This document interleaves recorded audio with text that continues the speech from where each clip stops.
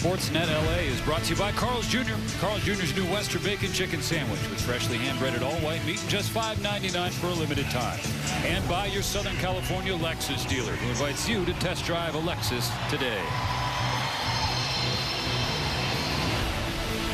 More pregame festivities on Blake Snell bobblehead night. That's family for him on the mound. Zach Levine, two-time NBA All-Star and slam dunk champion, throwing out the ceremonial first pitch. And then the whole Zilla gang telling everybody here, you know the words.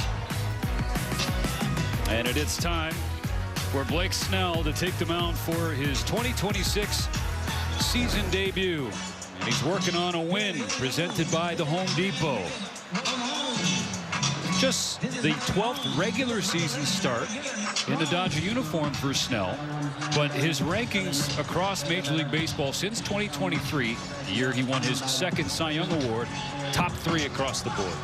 Yeah, the first one was in 2018, and you know the Dodgers' long-term plans. They're about October, and that's what they want him healthy for. So he has had some slow ramp-ups. He's had some setbacks with shoulder fatigue. He's had some issues with other little things.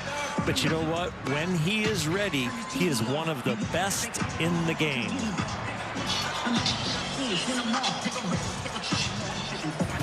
He's facing this starting lineup for Atlanta. Mauricio Dubon leads off in left field. Drake Baldwin was behind the plate last night. He's DHing tonight, batting second. Ozzie Albies at second base. Matt Olson will clean up at first. Austin Riley at the hot corner. He bats fifth. Michael Harris the second, coming off a 4-hit night on Friday. He's in center field, kicking off the bottom 4 of the order. Be followed by Sean Murphy behind the plate, Eli White in right field, and Jorge Mateo at short for Walt Weiss in his first year as the helm of Atlanta. Last year's numbers right there for Blake. Contributed in a big way to get into the playoffs. Was really good through the NLCS. This is the arsenal that got it done. If you want swing and miss, it's going to be one of those 2 breaking balls, the curveball and the slider. If you want contact where he's throwing a ton of strikes but getting foul balls, it's the fastball and the changeup. So here we go. Blake Snell's first pitch of the season is a strike, a fastball at 96. Here, Kirsten Watson detailed in the open that the velocity has ticked up a little bit for Snell as he's recovered from the shoulder fatigue that kept him on the shelf for the first 6 weeks. Quickly 0-2. Well, when you're rehabbing and you're building up, every day is about how do I feel today, and so you never really go into a workload area where you're going to stress yourself, where you're going to bring on some more fatigue or bring on some more pain. It's the wear and tear of the season that might tick your velocity down, because when you're in an inning and it's a 25-pitch inning, you're not going to do that during rehab. But when you're in a game and all of a sudden the intensity's there and it's second and third in the 7th inning and you need to punch a guy out, there's more intensity. That's when the aches and pains and the velocity can tick down. Breaks the bat of Dubon, and Hesung Kim can't quite get there. And so it's a leadoff single for Dubon and a 2-strike count. It was a good pitch. Broke his bat. It just had enough that it gets through right on the label, the contact spot. And if Kim's not getting to it, I don't think any big league shortstop is. He's got some serious range.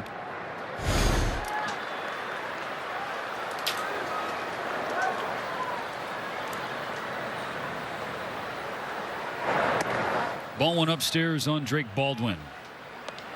He was 0 for 3. 2 strikeouts, 2 walks last night. Average drops below 300, now at 297.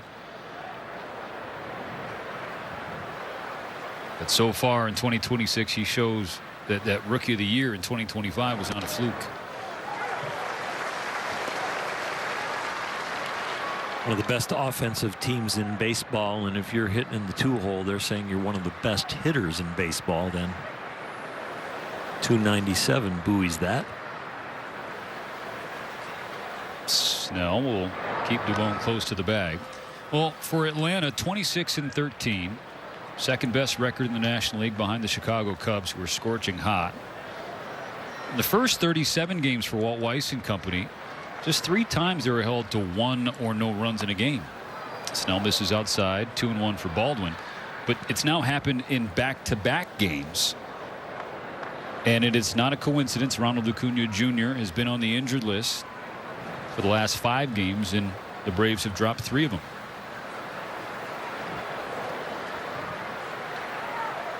On a 2-1. Baldwin spins around, and that's strike 2. That's a tough strike because it's self-preservation as you're getting out of the way, but the bat goes forward as you're ducking backwards. It has to be a strike because if the ball hits the bat, it could be a double.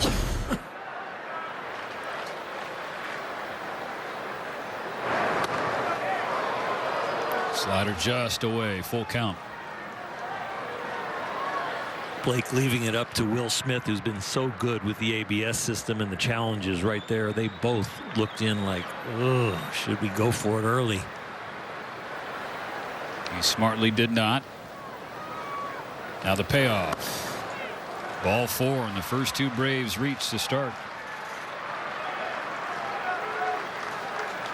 So for those who may have missed the injury to Ronald Acuna Jr., it happened at Coors Field, and the hamstring, it looked a lot worse than it apparently is, which is huge news for folks in Atlanta. It's a similar conversation for Acuna as it is for Snell or Tyler Glasnow. When he is out there, a few people better, if anybody. Curveball upstairs on Albies. 2-1, nobody out in the first. Albies uses the same unorthodox approach from the right side as he does from the left, with the wide open stance and then coming in. Dangerous hitter, hitting .311 now, but he's a tad intimidating up there with all his gyrations.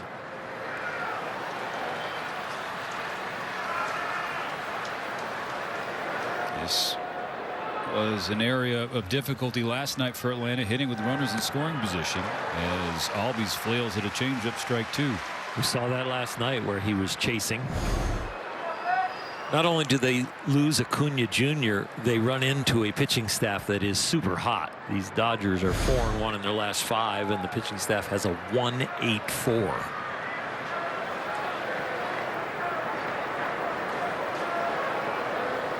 The 1-2 to Albies. Stays upstairs. Snellzilla will not give in. He's going to shoot for the corners no matter what the count.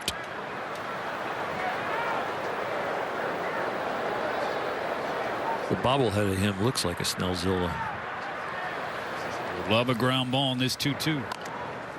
It's a tapper in front of the plate. Will Smith has to put it in his pocket. Everybody's safe, and the bases are now loaded. This is really close to the worst thing that could happen in the first inning after coming back. Your very first inning is here in early May. You get a broken bat, base hit up the middle. You get a walk, and now you get this one that rolls out there about 25 feet. And now you have Matt Olson with the bases loaded and nobody out. Olson was 0 for 4 last night, but still more feared sluggers in the National League. Takes ball 1. 16 pitches thrown from Snell. He has yet to record an out. The Dodgers are hoping to keep him around 75 and get him through 5 innings. Well, the issue is not 5 innings right now. The issue is to keep him away from a 30-pitch inning, because you're going to be starting to worry about health and overexposure and workload in the very first inning. On a 1-1, Olson fouls, strike 2 away. All the things that I've said about rehab and how controlled the environment is as you come up, you're out of the controlled environment now.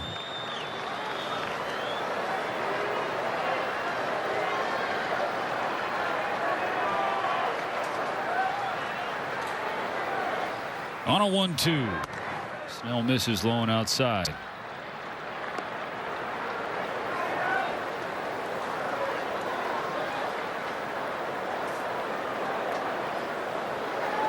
Last year, Blake's breaking balls were his 2 best whiff pitches. The slider was over 50%, was 8th best in Major League Baseball. And the curveball was just under 50%, right around 46%. It was the 4th best curveball as far as whiff percentage. So I'm not surprised in this left on left bases loaded no out situation that he's going to breaking balls.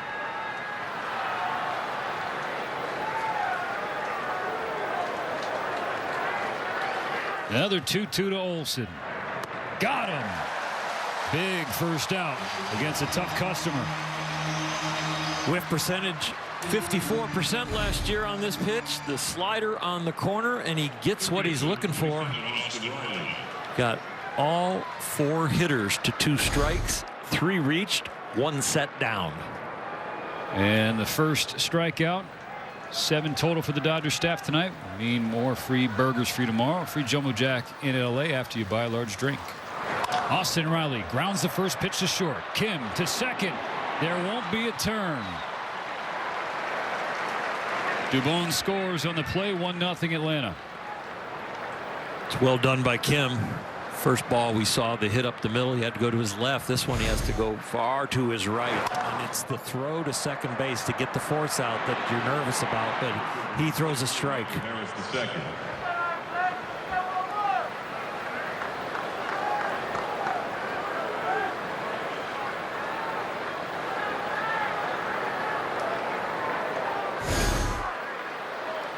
On the corners for Harris. A strike from Snell.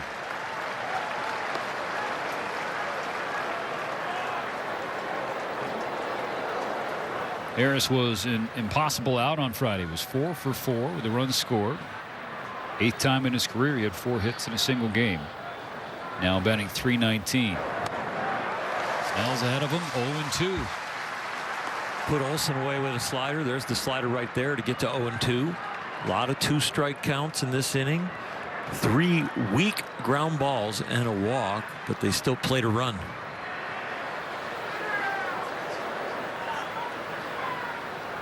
Here's the 0-2. That's 3. Bases were loaded with nobody out, and Snell limits the damage to just 1. The 3 lefty and Chris Sale. It's a right-hander on the mound, so Ohtani and Freeman reunited in the first 2 spots. Will Smith will hit 3rd. Kyle Tucker back cleaning up in right field. Andy Pages will bat 5th in center. Max Muncy playing 3rd. Teoscar Hernandez down in the 7-hole in left field. And it's Ha-Seong Kim and Alex Freeland. Those 2 have been really good in the 8 and 9 spots. Spencer Strider making his 2nd start of the year. He's coming off a really rough season debut on the road at Coors Field. Yeah, a little bit of a rough one. Blake Snell kind of escaped his first inning. That was a debacle. This one, he's trying to get better. This is the kind of guy, though, when he finds it, he is one of the best in the game also. 2023, 4th in the National League Cy Young race. His first pitch of the night is a strike to Ohtani. Shohei was 1 for 4 last night. He's got hits and RBIs in back-to-back games.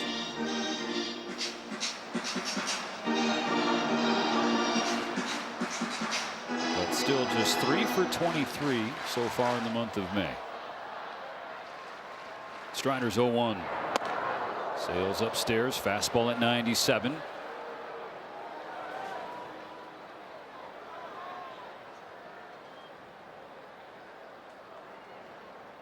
The 1-1 breaks down and in. You mentioned Strider's 2023 campaign. This is a burst on the scene in 2022. Finished runner-up to his teammate Michael Harris II for National League Rookie of the Year. On a 2-1, Ohtani tip strike 2 into glove. Strider backed that up in 2023, but then the injury bug. His 2nd Tommy John surgery. His first came back in college at Clemson. This TJ in April of 2024, and he's been trying to find his form since then.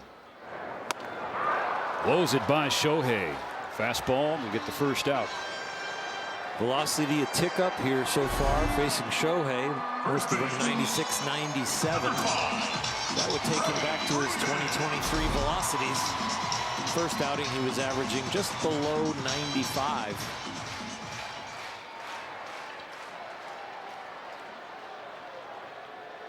Now Freddie Freeman. Watches strike one. Freddie's got a 7-game hitting streak going. Continued it last night with his 100th home run as a Dodger. He has rarely tweaked his stance, his swing.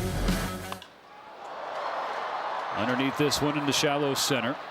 Coasting in Harris. Those highlights and stats we showed you have all come about with a turned right foot in to kind of close his right hip and stay on the swing longer and stay on the ball longer.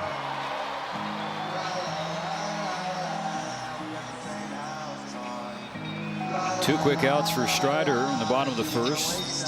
Dodgers trailing 1-0 as Will Smith steps in. Started the series 0 for 4, struck out twice on Friday. Average down to 259 on the year for Smith.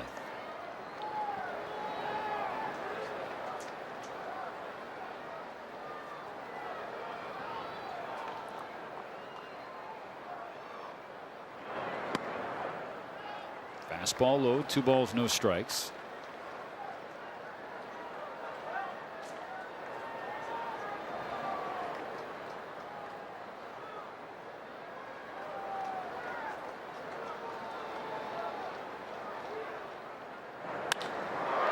Smack to left by Smith. That'll drop down for a 2-strike single.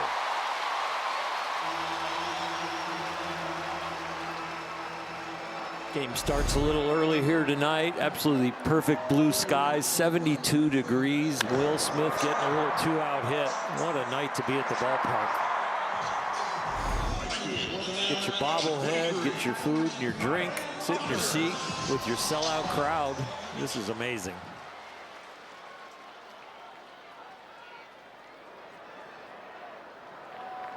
Two outs, tying run aboard for Kyle Tucker. Strike one away on a check swing. Like Freddie Freeman, Tucker's got a hitting streak going. His is at 6 games. More and more barrels. Yeah, did he get a few cheap ones to get going? Yeah, but since then, pull side in the air, being fooled, but still having to swing to barrel it up.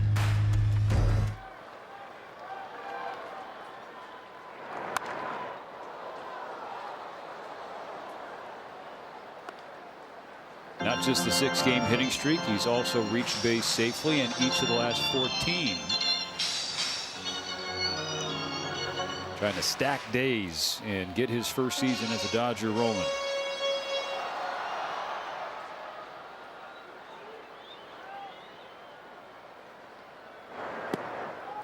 Lays off the slider from Strider, 1-2.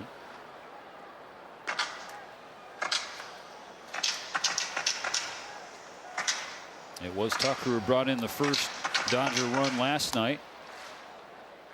A hit with Teoscar Hernandez on first base. He doubled into the right field corner. Hits with men on have been tougher for him than those with the bases empty. Now 2-2.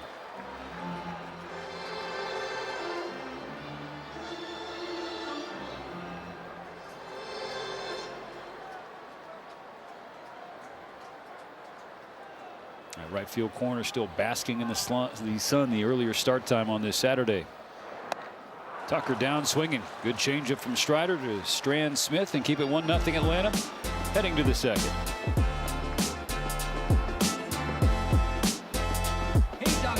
MLB is partnering with the Crisis Text Line to increase mental health awareness.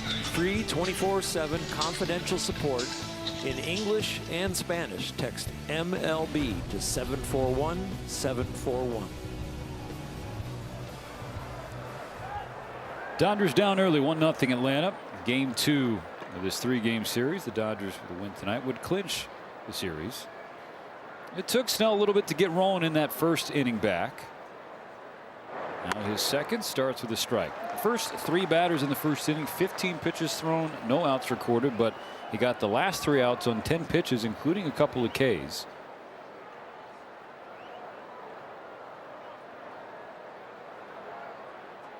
Oh, the lights. It looked like the lights just went out right before that pitch. And Oral, the reason I bring up Snell taking a minute to get rolling tonight, it's important to keep in mind what the original schedule was for him. He's supposed to throw 5 innings tonight in Ontario with the Tower Buzzers. Instead, the change was made for him to just make his season debut against one of the best offenses in the majors. So rehabbing at this level against this opponent. Well, it's 3 more rehab starts that he had compared to Ohtani last year. He had to rehab at the big league level because of the stir he would cause at every level. Sword, strike 3. And they also needed him to DH. So being able to do 2 things in an elite way. Shohei was rehabbing his pitching up here, but Blake Snell at least got 3 in the minors to get ready.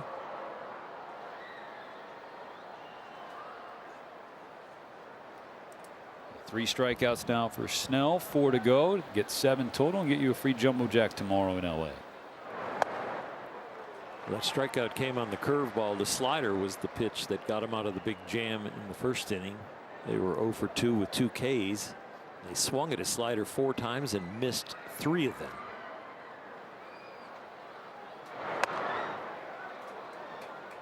Fastball just inside on Eli White, 1-1.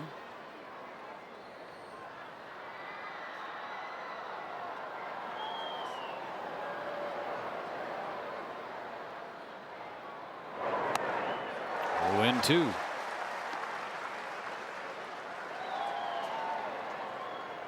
See him getting some whiffs. There's definitely been some chase for Atlanta to help him out.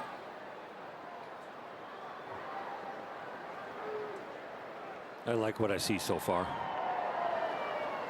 On a 1-2, White launches a changeup, just missed. Snell wanted it, didn't get the call. Also a challenge. I especially liked what happened in the first inning. Not the result, but as much as the execution of the pitches after a broken bat hit and a walk, and he got right back in there. Swinging tapper to third. Muncy charging, throws. Not in time to get White, who can hustle. So another infield single for Atlanta. Yeah, weakly hit ground balls. Will Smith got to put one in his back pocket, and Max could have easily put this one in his pocket if he wanted to.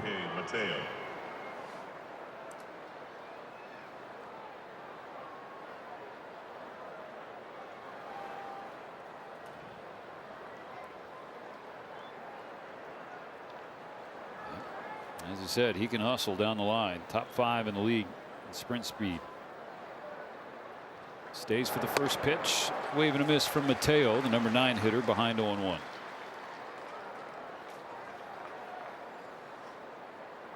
Mateo did not start last night, came off the bench as a pinch runner late.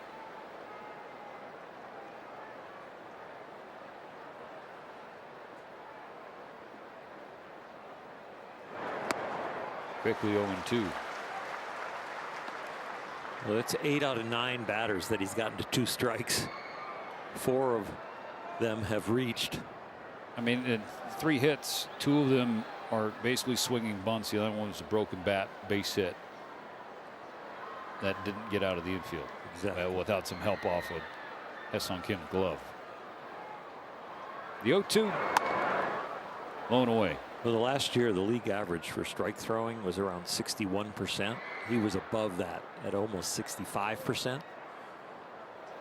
But he still gets deep counts because once he gets ahead of you, he does pick and try and get you to chase. No chase there on that curve in the dirt. Well blocked by Will Smith as well. Attacks in the strike zone early, usually when he has his release point and he's at his best. And then he's trying to make the ball look like a strike and end up a ball to get that chase or that whiff. The 2-2 to Mateo. Hit foul at third.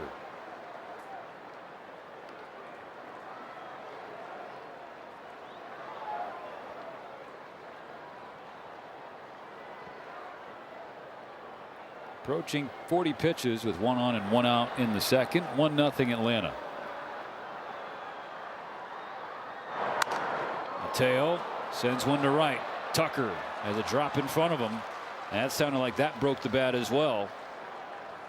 2 broken bats, 2 infield hits, very little exit velocity. This is where the probabilities of baseball can burn you even when you're throwing the ball well. It's a rough game when the probabilities turn the wrong way.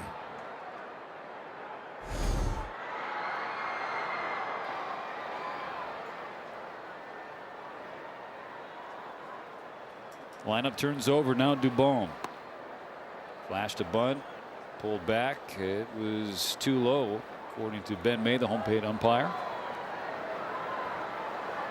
First time through the order, 4 hits, and as you alluded to, well, none of them were hit hard. That means you got to have it at least 95 miles per hour off the bat.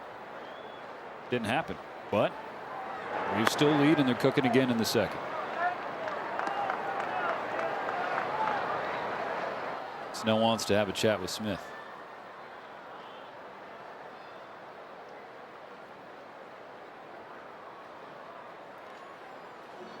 While they visit on the mound, we'll listen to this word from Kia.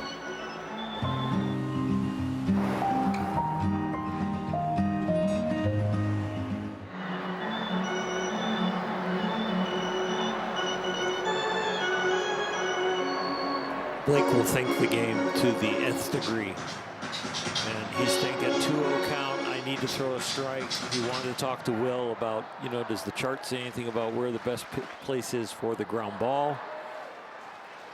Where's our best odds? The 2-0, Dubon. On a line to center. Paez has the read and the catch. And the second out. So we have a conference. We have first and second, 1 out. We have a 2-0 count. And Blake Snell wants a conference, and he gets a changeup to throw. And he goes right back to it, and he gets the out. It was almost like down and distance in football right there. They wanted to call the right play. I remember how lethal that changeup was in the stretch last year for Blake Snell. No surprise that it's the out, or the pitch that he went to rather, to get Dubon. Yeah, he probably had a couple in his head that he's like, these are the ones I feel and I can execute, but I want to get a word with Will. And Will, during the meeting, looked down at his little chart on his wrist. Just like against Dubon, Snell falls behind Baldwin. 2 balls and no strikes. Well, knowing Blake, he's not going to give in. He has an open base, even though it's third base.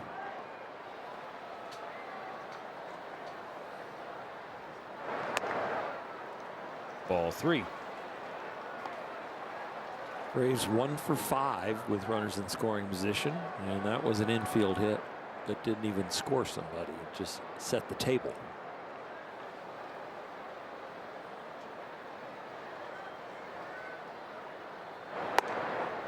Down the middle for a strike. Snell on the board.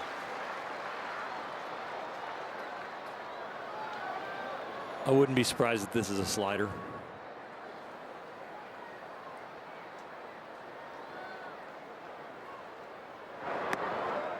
There's a fastball, and it's ball 4. The bases are loaded for a second straight inning.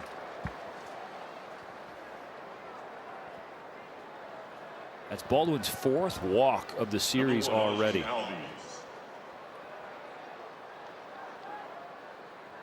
It was typical Snellzilla, though, not giving in.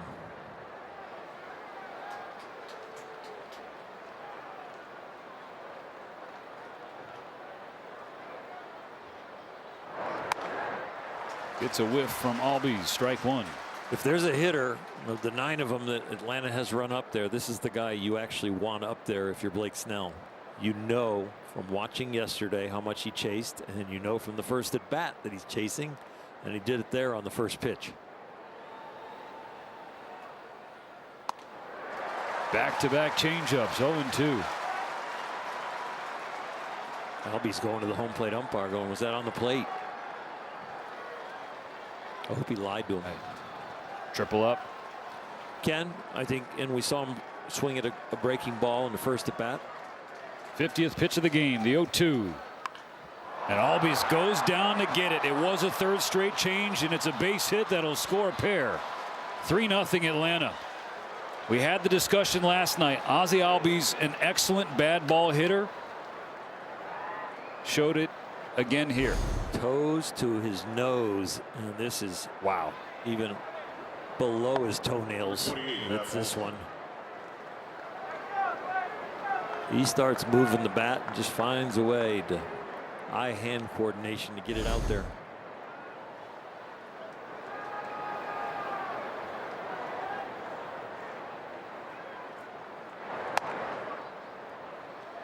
Ball 1 to Olson.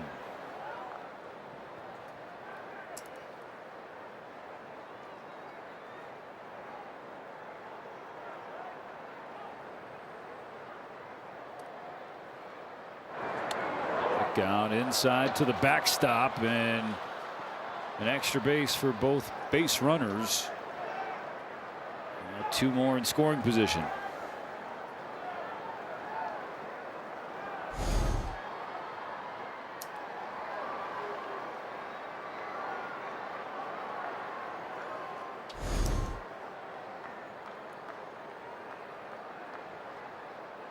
Half of the hitters he's faced, he's gotten to 2 strikes. And half of the hitters he's faced with 2 strikes have gotten on. Olson with a base hit. And that wild pitch hurts. 2 more score. 5-0 Braves.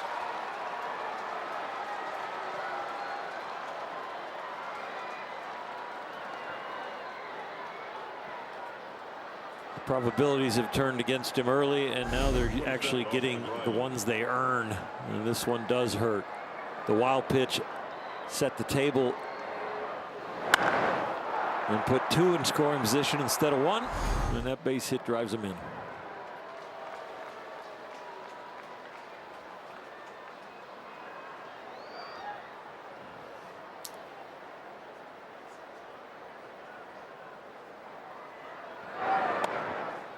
Ball and a strike for Riley. 0 for 1 with an RBI ground down. Opened the scoring in the first inning.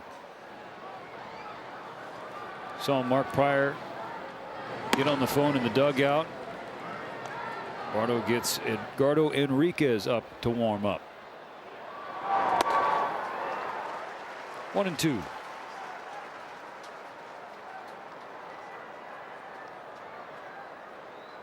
Wednesday and last night, the bullpen has had a heavy workload. They have been very, very good those last 2 games with an ERA under 1. But they've had to cover 12 1/3 of the 18 innings coming in to this game.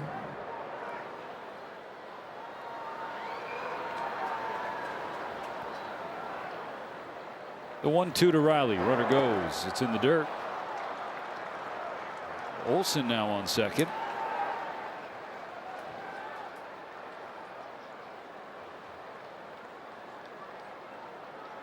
First stolen base of the season for Olson. Matches his output from last year. In 162 games he had 1. Riley grounds it to third. Muncy just inside the line. Bounces the throw. Freddie Freeman is there. And the inning is over, but a crooked number for Atlanta. 4 across. And now a 5-0 deficit for the Dodgers.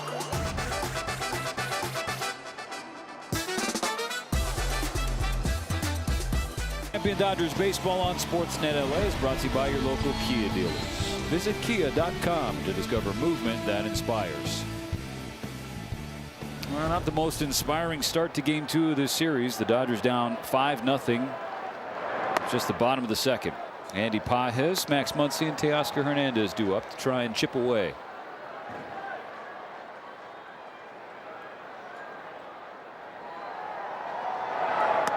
Sort of a mystifying start for Blake Snell in his season debut. 5 runs, all of them earned. The most he's given up in the first 2 innings of a start since July of 2021. Of the 6 hits he's surrendered, just 1 of them was hit hard, but this has not been able to put Braves away in 2-strike counts. Even with pitches that are in the dirt. Yeah. And even with pitches that are hit weakly that should be outs. When you talk about hit probability, I'm sure a lot of those balls that they hit were a very low probability. We saw Jarvis, the young shortstop, last night catch one that was blooped out into left field that you quoted. I think it was a 72% chance that it would have a hit, and he found a way to catch it like an NFL receiver. Ball and 2 strikes on Pages. Here's Strider. Another one-shot foul. Pages 0 for 3 last night. That snapped an 8-game hitting streak for him. It's still batting .329. Another 1-2. Another foul ball.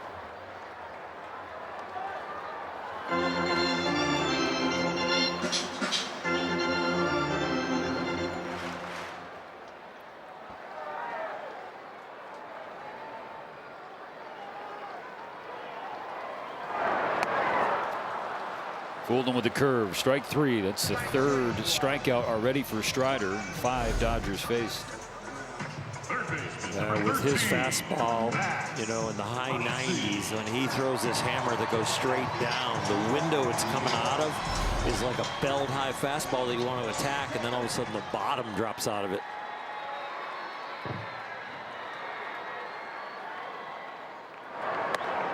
First pitch strike on Max Muncy. He was 1 for his last 12 with 6 strikeouts.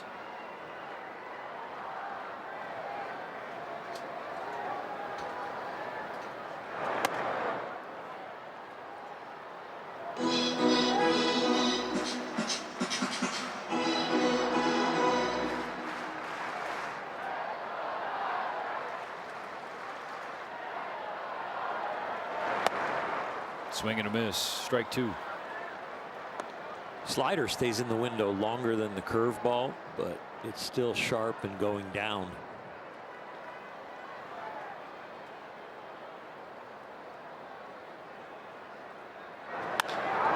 Muncy in the air, right field, running back White, and he makes a leaping catch in front of the warning track.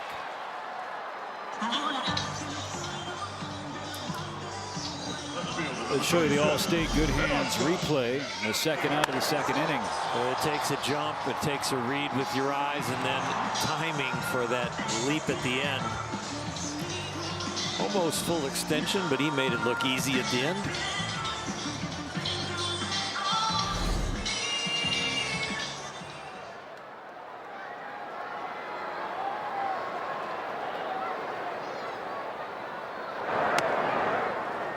First 2 outs. The base is empty. Strike 1 to Teoscar Hernandez. Teo reached twice in the opener. Had a base hit. Was hit by a pitch.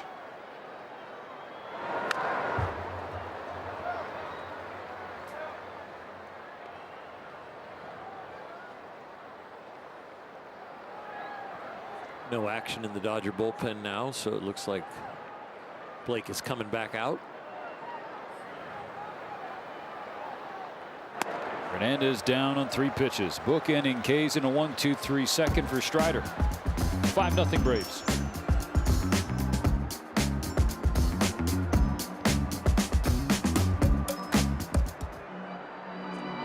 Your Ice Cube Lowrider bobblehead. For more information, visit Dodgers.com/promotions.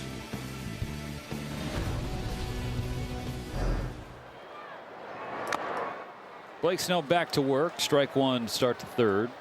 If you're not going to be here to get the bobblehead, you should watch the television broadcast, because we're going to have Ice Cube possibly in the booth. That's the hope. We hope. It's never been done in television before, and I apologize. A tease that doesn't come true. I apologize. Limbo. Here's got out of the way. Ball 1.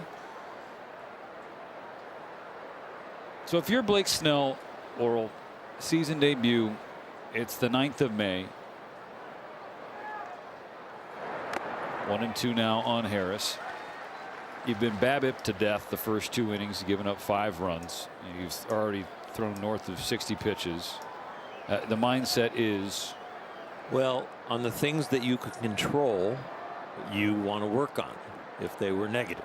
On the things you can't control, don't worry about it, turn the page. And so the low exit velocity infield hits, the blooper, but the walk to the second hitter, the wild pitch, those kind of things you can control, you're going to critique yourself, try and get better. But as far as the results, and if this turns out to be a no decision or a loss and the ERA is at a level that you go, oh, that's embarrassing. No, somebody his stature, it should not affect. Another 1-2. Bouncer to the right side. Freeland to Freeman. One away.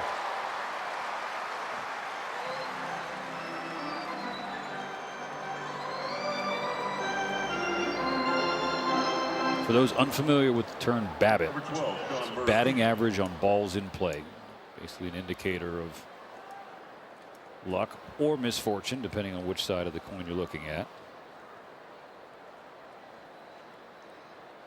And as we've seen tonight, some balls are put in play by the Braves lineup, swinging bunts, infield tappers, and they result in hits. But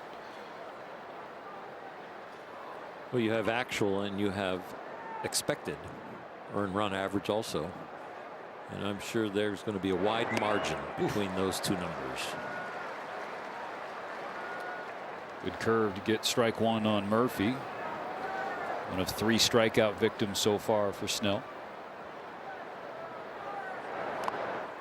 Back-to-back swords on back-to-back curves.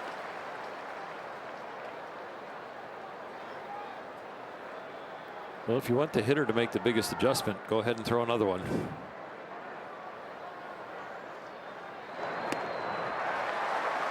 Three in a row, and strike 3 for Murphy.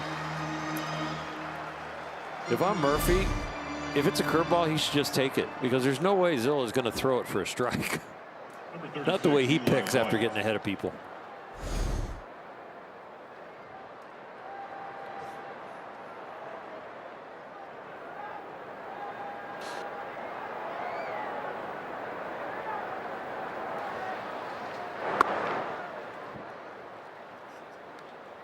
Little up, little in, ball 1 on Eli White.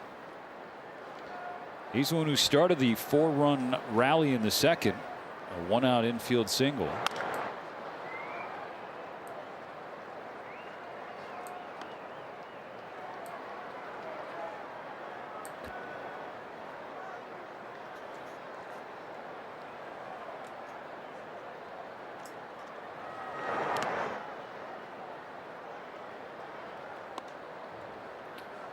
Long way to go. Get a little momentum here with a 3-up, 3-down inning. See if they can start creeping back into this game. Now it's Jack Dreyer starting to loosen. That's the 3rd broken bat for the Atlanta Braves.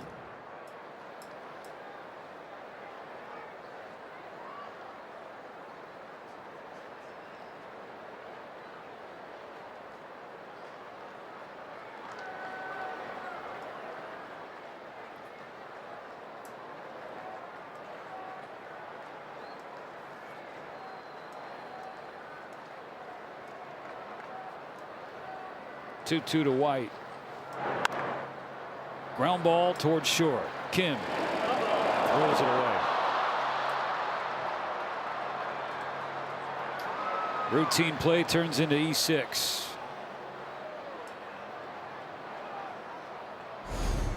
We haven't seen this. It looks like he didn't get the grip as he went in to get the ball out of the glove. So in combination with the foot speed and what he was coming across in the rhythm, it was gone.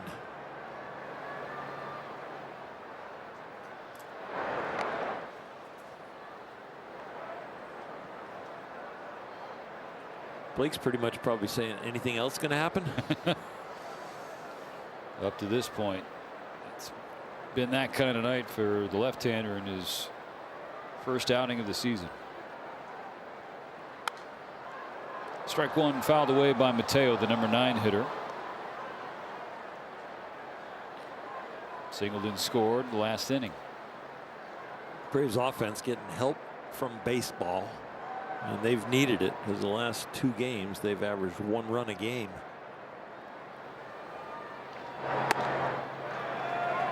Yes, he did. 0-2.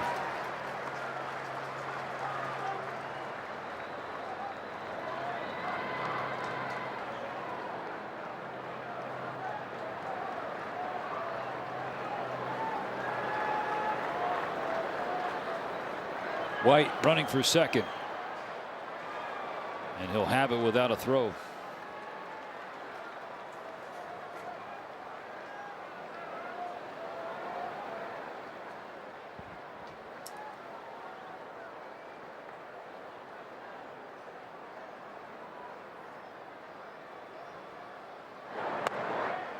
Strike 3. He strands the 2-out error. Keeps the line at 5.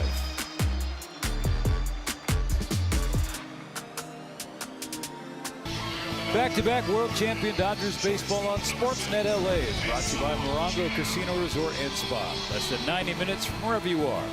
Good times. Dodgers hoping for some good times before this night is done. They're trailing 5-0. A hug from Dave Roberts indicating Blake Snell's night is done after 77 pitches. 3 innings, 6 hits, just 1 hard hit. 5 runs, 4 of them earned. He walked 2, he struck out 5.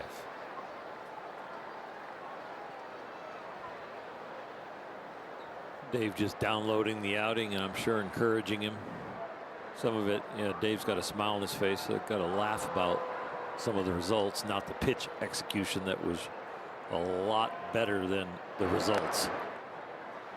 He had 16 swings and misses in just 3 innings, but you're looking up the scoreboard and you're trying to do a triple take because your eyes have to be fooling you. Can't be 5-0, but it is. 2 balls, 2 strikes on Kim, but an ADS challenge powered by T-Mobile. Sean Murphy tapping the helmet. And he does so successfully. It is a strike. Atlanta retains the challenge. Batter's out. Well, Strider enjoying that 5-run cushion, but he is pitching much better than he did in his first outing against Colorado. That outing he only threw a few strikes over 50%. This one close to 75% of the time he's throwing strikes. Against the Rockies, 3 1/3 innings, he gave up 9 base runners. Matched a career high with 5 walks. Atlanta eventually won the game, but it was setting off alarm bells in Braves country because folks keep waiting for the Spencer Strider of old, and this hasn't been there the last year and some change coming off the second TJ, but tonight he's recaptured it, it seems. Yeah, well, the 96-97 starts it, and then that's going to increase the spin rate on your curveball and your slider and how sharp they are. They're going to have a later pattern that the hitter can read. That was a tight breaking ball right there at 84 that punches him out. So Freeland down on 3 pitches. 3 Dodgers down in a row via the K, and 6 of the first 9. Yep, and only 1 hit from the Dodgers. 1 for 9 with those 6 Ks. Ohtani was the first of those strikeouts. He usually is swinging early in the count when he is struck out the next at bat. 5-0 Atlanta. 2 outs, bases empty, home half of the 3rd. Change in the dirt, ball 1.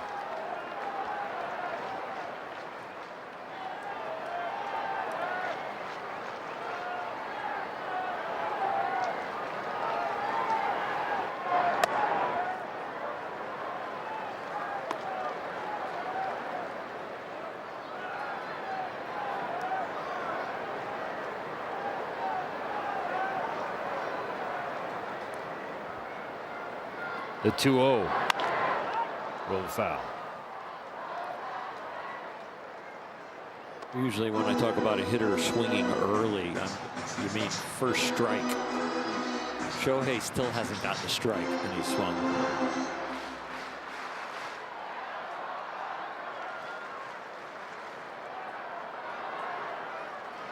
After a couple of shakes, here's the pitch. High curve, squares the count, 2-2.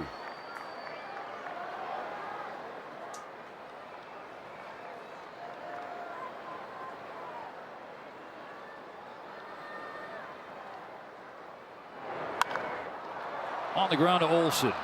Fields it and gives it to Strider, who beats Ohtani in the foot race. Dodgers go down 1-2-3 in the third.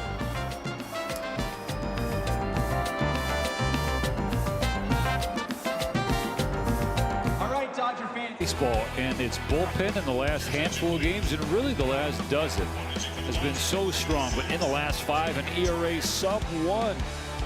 Yeah, and they're doing it with all different kinds of stuff. The righties, the lefties, throwing strikes, not giving up the home run.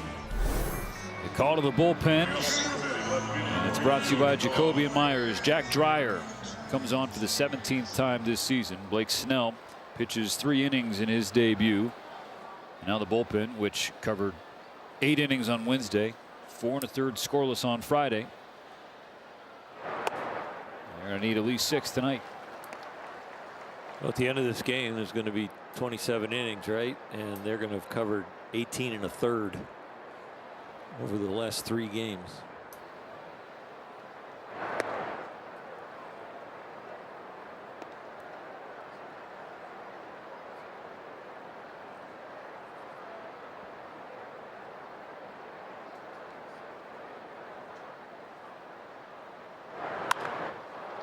Devone fights it into right center field, dumps down his second hit of the game.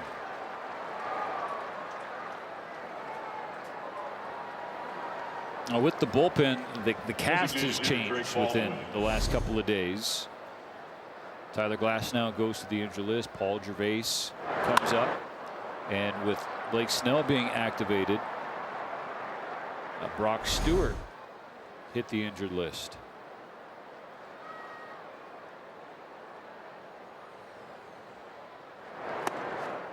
Big swing and a miss for Baldwin.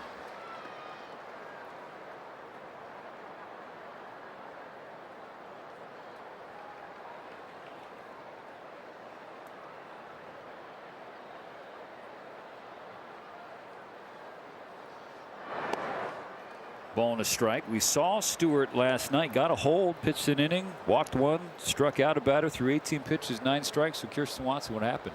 Yeah, so yesterday when he was running over to cover first base, he started to kind of feel he's been dealing with bone spurs in that left foot, and it's something. Ground ball to second. Could be 2. Will be 2. Back to you, Kirsten. It's something that he has been dealing with the past, but he said last night it just kind of aggravated him. So he's going to continue to get some more information, get some imaging, and get a better understanding as to what this is going to mean for him, but that has placed him on the IL. Then you have just with Tyler Glasnow quickly, Dave Roberts said that he had the MRI. No new information showed in the imaging when it comes to Tyler's back spasms, and he's continuing to feel better each day, and so they're very optimistic that he should only be on the IL for this limited time of 15 days, guys. I hope so. Thank you, Kirsten. 2 outs, base is now empty as Albies taps one to the left side. Dreyer quickly over, throws a fastball to Freeman, and that's the final out. Sees the minimum in the 4th. Keeps it 5-0. The Dodgers trail.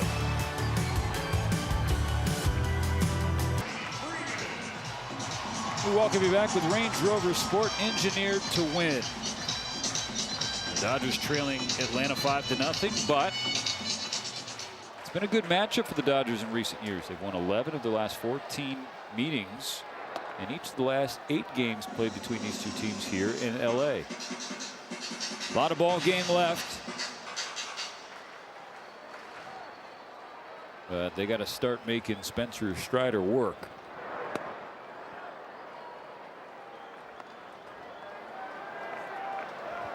I don't think they'll push him too far, but you're right. You would like to get some traffic and put some stress on him. Freeman chops it to the left side of the infield. Strider plays it well. The last 2 outs have been very athletic plays by both pitchers. Strider had to go a lot farther to get to his ball, but Strider played that one very well.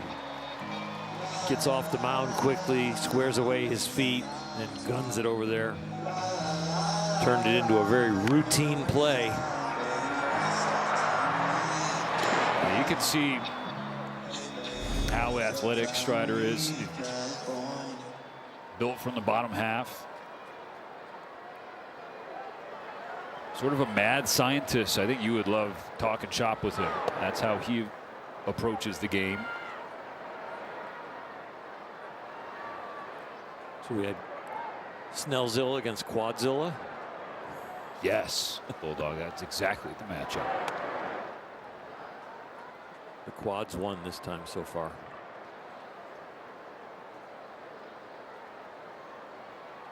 When he gets his pants, these go, these aren't tight enough.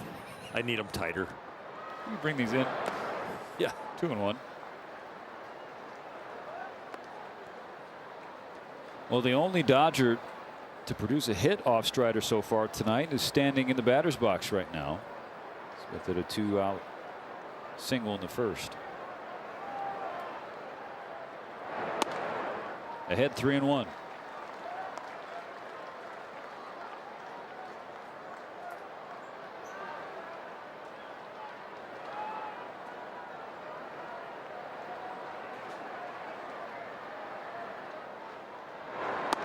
In 2023, Spencer Strider, as he loses Smith to a walk, had a league high 281 strikeouts and 186 in 2/3 innings. Number 23. This is second full season, finished with 20 wins and 32 starts, an ERA of 3.86. Fourth in the Cy Young voting that year, the year Blake Snell won the award.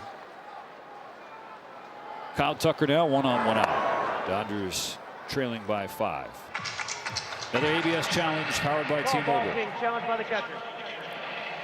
Sean Murphy 1 for 1 tonight. 2 for 2. It is a strike. Atlanta retains.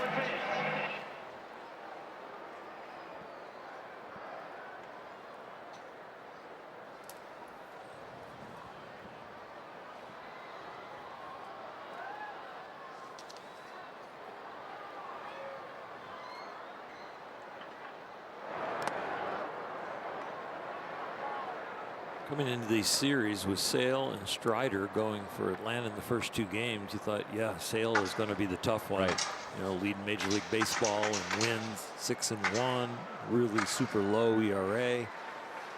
Well, they found a way to beat him, but tonight Strider is pitching like the ace. That's after a night. Sale was actually really good in his 7 innings, but the Dodgers scored as many runs against him last night as he had allowed his previous 4 starts combined, and for the first time all year, the Atlanta rotation has had back-to-back losses. Tucker grounds into second. Albies to Mateo. Mateo to Olsen. Swipe tag, no.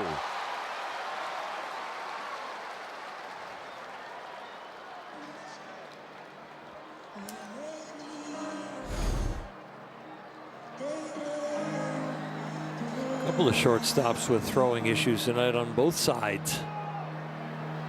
Kim with an errant throw, and now Mateo with one that's wide. Those 3 RBIs off of Sale last night, all left-handed hitters. Freddie with his home run, Ohtani with a ground ball in the hole RBI, and Tucker with a breaking ball away that he got in the air down the right field line. Strike 1 on Andy Pages.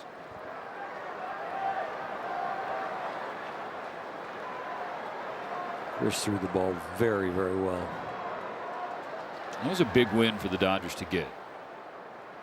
Starting a big series against a pitcher,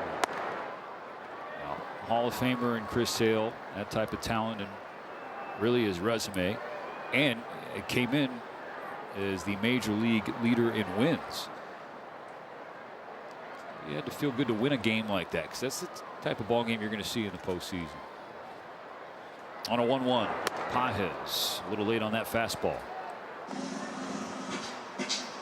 What I liked about it for the Dodgers is they come into the series against him, and you immediately kind of click into a refined focus. And then you win the game and you go, oh, that's where that level of concentration is. That's where that level of adrenaline is. It wasn't just a regular season game. It was against Chris Sale, and it was tight and it was good. And it can give you a new outline on how to prepare and how to get the adrenaline and how to get the focus again. Because the regular season with all these games can get a tad boring, or you get into these habits where you just need that little stimulus to take you to the next level. And I thought that's what that kind of game could do for the Dodgers. Dave Roberts said as much after the game, meeting with the media. You got a chance to beat Chris Sale. You saw how I managed it, is what Doc said. With some urgency, going to high leverage arms in big spots, not hesitating to go to the bullpen early, because as we discussed, you don't have to wait for the late innings just because that's when people typically view it as this is the game-changing high leverage moment. No, it could happen early. On a 2-2, Strider bounces a curve. Those are subconscious and conscious decisions that send signals to your team that so much of the Dodger season is about the long term. Yeah. But Dave specifically said this one's about the short term. Strider's payoff. Poked away by Pages. As you can say all you want, they've been looking for ways to wake up the offense. It has been too hot and then cold, and hot and then cold. 8 runs and then only 1 run, and then 12 runs and then only 3 runs. It's like it's been up and down. They're looking for that consistency. Strider's 8th pitch on the ground to third. Riley makes the throw across, and the inning is over. 4 zeros put up by Strider. 5-0 the score. Atlanta ahead. You're watching back-to-back world champion Dodgers baseball on Sportsnet LA, and it's brought to you by your Toyota dealers. We make it easy. Not going to be easy tonight if the Dodgers want to win and take this series. They're down 5-0 starting the 5th. Jack Dreyer to Matt Olson. Strike one, fouled back. The Dodgers' largest comeback victory so far this year is 5 runs. That happened on the 5th of April on the road in D.C. A team chasing Atlanta in the NL East standings.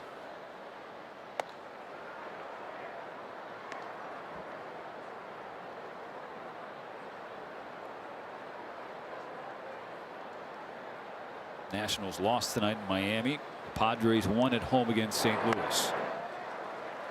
2 first-place teams going at it here at Uniqlo Field at Dodger Stadium. Olson kind of hyperextended his front arm, his right arm on that one a little bit. He's trying to shake off the sting.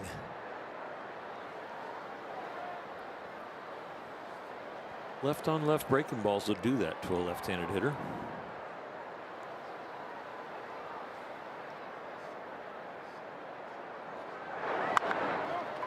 Olson grounds it to his counterpart Freeman.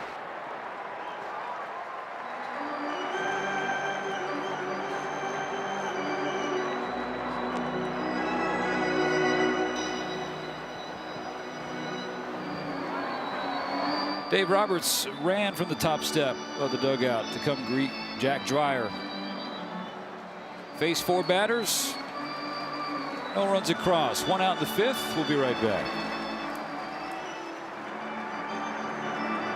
The Dodgers on May 13th for World Champion Gold Jersey Night. The first 40,000 fans will score an exclusive gold jersey. For more information, visit Dodgers.com/promotion. Big homestand for giveaways. And a big series to start the homestand. Dodgers and Braves. Second of 3, 5-0 Atlanta. Edgardo Enriquez comes out of the bullpen and throws strike 1 to Austin Riley.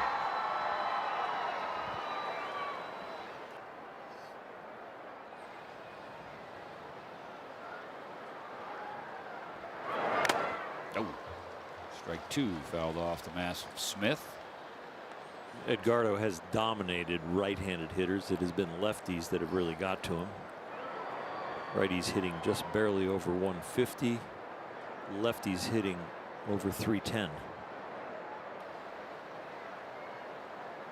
Got a righty up there in Riley. Harris bats left-handed, but Murphy back on the right side. Enriquez buzzes the tower with 101. You better pick that up pretty quick when it's going up by your head. His average fastball for both his two-seamer and his four-seamer over 100 miles an hour.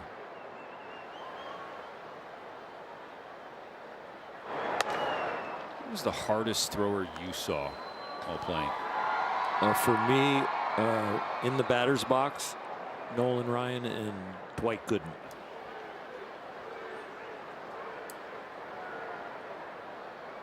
On a 2-2, Riley fouls back 99. And it felt like it was the hardest because in those at bats, I definitely had two pitches right at my head. One that slipped from Dwight Gooden and one that was on purpose from Nolan Ryan. What? Oh, that's surprising. Well, I attempted to bunt for a hit off of him and forgot the Cardinal Ryan rule, which is you don't bunt on Nolan Ryan or the next pitch is at your coconut. Atlanta's testing the mask and the equipment of Will Smith so far this inning. Riley, stop it.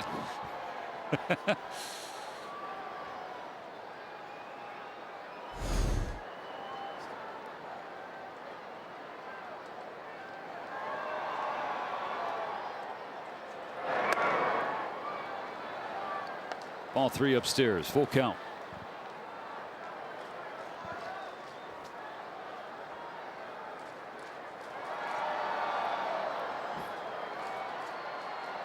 On the 8th pitch from Enriquez, Riley fouls back another.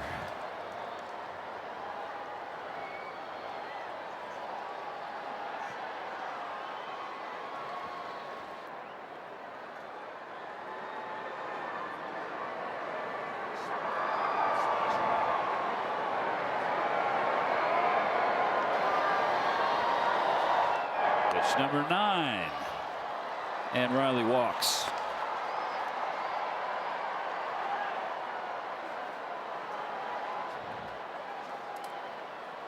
Making it hard on yourself right there when you walk the handed hitter that's hitting around 150, and now you go to a handed hitter that the league is hitting over 310.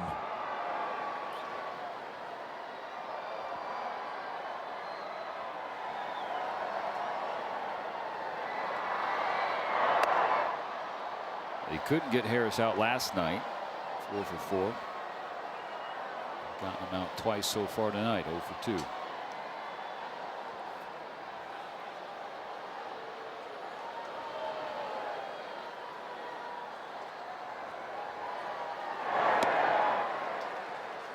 Swings over the top of the cutter. Ball and a strike.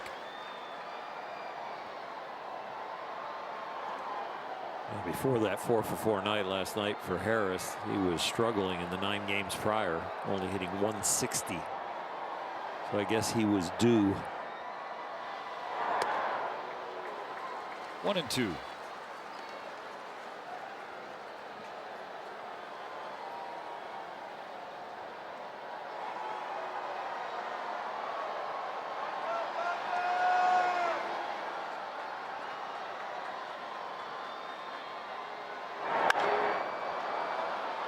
Toward the gap in right center field. No one's going to get that. One hops off the warning track.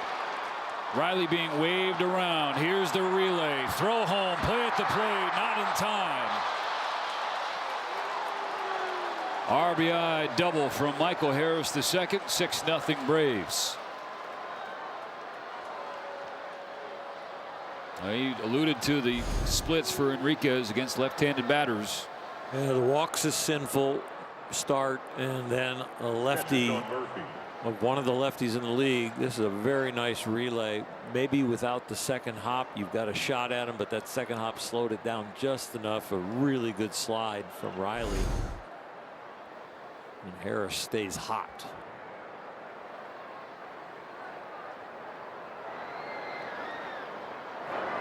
He is a streaky talent, Michael Harris. he will light the world on fire for a month and then go ice cold for a couple weeks, get hot for 2 weeks, go cold for 3. That's the way it's been for him in his young career so far. But he grows the Dodger deficit to 6. Still only 1 out in the 5th. He's the 9th 2-strike base runner of the game for Atlanta, and the 6th to reach with a 2-strike hit.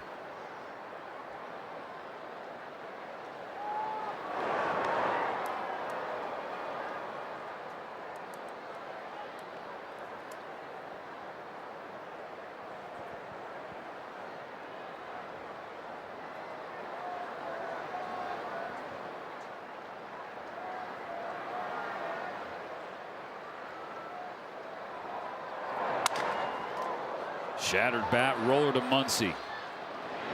Out number 2.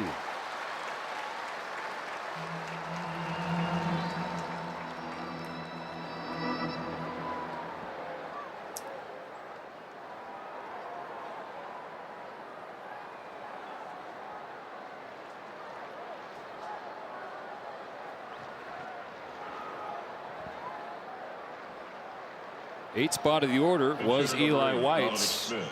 Not any longer. Dominic Smith pinch hitting for him.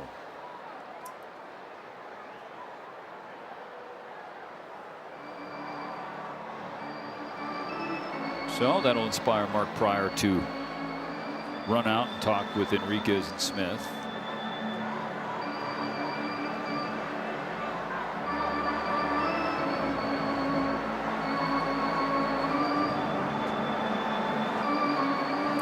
Pretty much a set pattern for the Dodgers when there's a pinch hitter coming up. Yeah.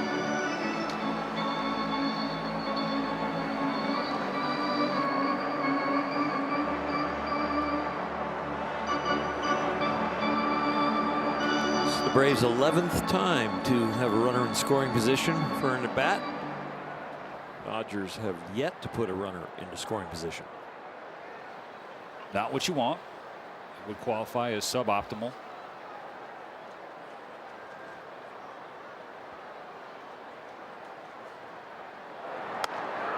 Strike 1.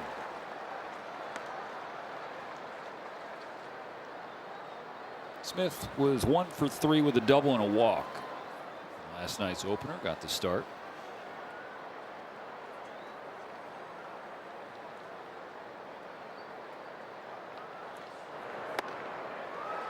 Enriquez ahead of him 0-2.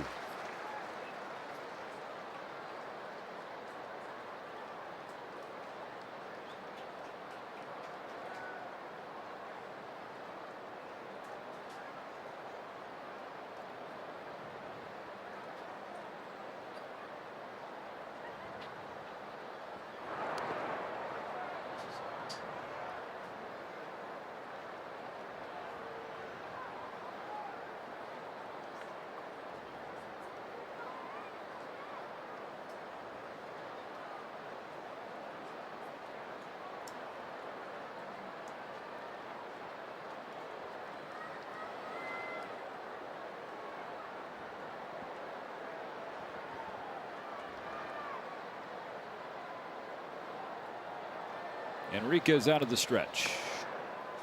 This is up and in. 2 balls, 2 strikes.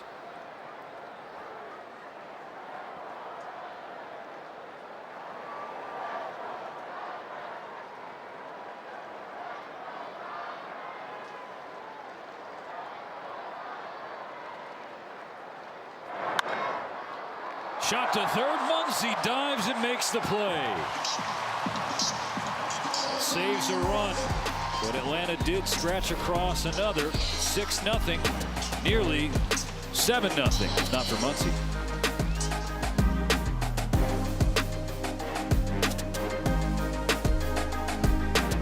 Niklo Field at Dodger Stadium, where soon we will be seeing Mookie Betts. So he actually today completed his second rehab outing. Today he went 1 for 2 with a walk and a run, and even Alex Friedman of the OKC Comets, he shared that Mookie was showcasing a lot of speed. He was running from first to third on a ground out, and that's one of those key signs that Dave Roberts was looking for. Dave has made it clear that as long as these 2 games for his rehab outing have gone well, he should be returning to the team on a travel day tomorrow and then should be back in the lineup come Monday, guys.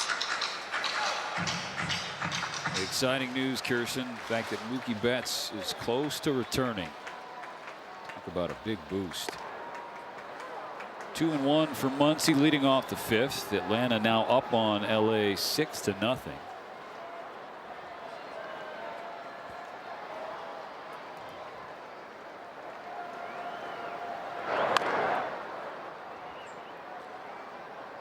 Dodgers have run 14 players to the plate. Only 3 have gotten the ball out of the infield.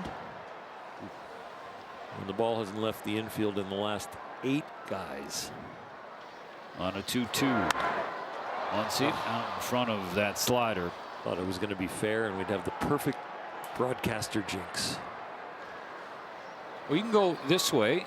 Ended the last half inning with a sparkling defensive play. Muncy has been really good at the hot corner this year. Now leading off. Trying to take defense into offense. Got the count full. How many times do you make a sparkling play on defense and then lead off the next inning? And then to take it a step further. 1 out of 9 times. Popped up. First base side. Olsen in foul territory. 1 out. Sorry, Max. We tried. In this generation for pitchers, 0. 0-0. That doesn't happen. Well, Shohei can do it. Well, it's true.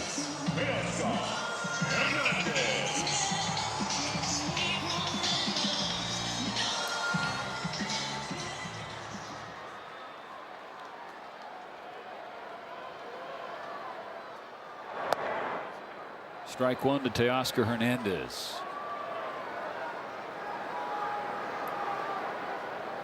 The next pitch from Strider will be his 70th of the game.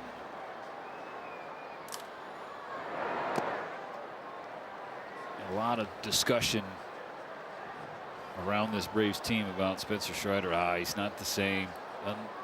Not what you remember. Tonight, at least, is exactly how you remember him from a few years ago. I would say it's a lot more than a shadow of his old self.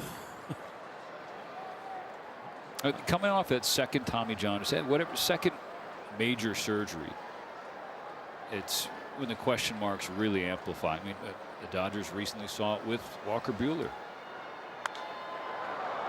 Another pop up on the first base side. Olsen camped out next to the net.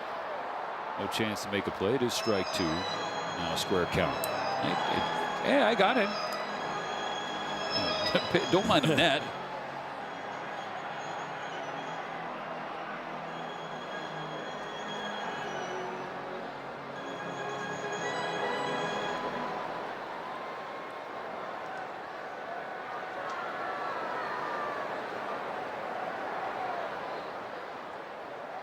The 2-2. Misses up. Back-to-back full counts.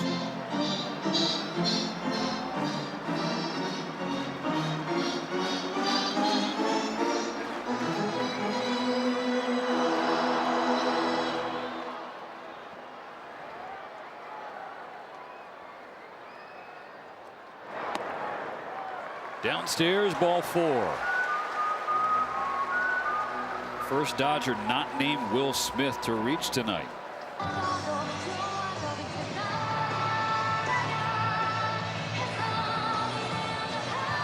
Will Smith's 1 for 1 with a base hit and a walk. Everybody else in the team 0 for 13 with 6 Ks, and now that free pass taken by Teoscar. Waving to miss strike 1 on Kim.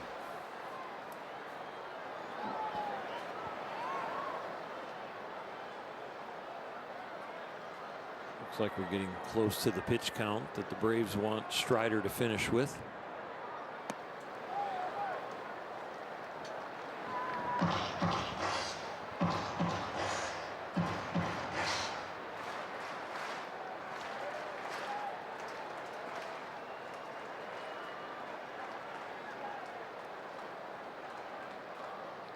The 1-1. Kim grounds it underneath the glove of Strider. Mateo fields it. Will take the lead runner out. So Kim trades places with Hernandez. 2 gone.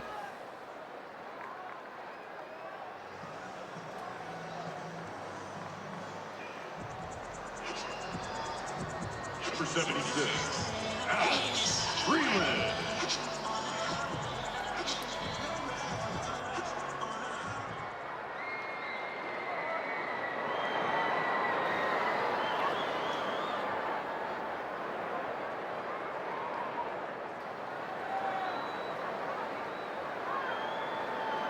With 2 out and a runner on, here's Alex Freeland at the bottom of the Dodger order. Struck out his first time up. Takes a slider on the outside corner. It's the lefty Dylan Lee, first man up in the Atlanta bullpen. Possibly up for Shohei and Freddie. Strider threw 87 pitches against Colorado in his first outing. 0-2. That one was very close, and yeah, it was a ball. And I think the Dodgers are getting to the point where they need to be liberal with their challenges, where the Braves can hold on to theirs and see if the score tightens up. Dodgers are going to do anything they can to get a rally started or extend it, and they also should. Ooh, that was close. And Olsen says, take another look and see if you want headsets here. Looks safe.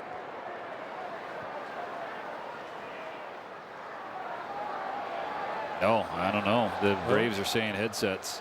Okay, so the fingers are over the bag, but maybe not on the bag. Atlanta's challenging the safe call, first base.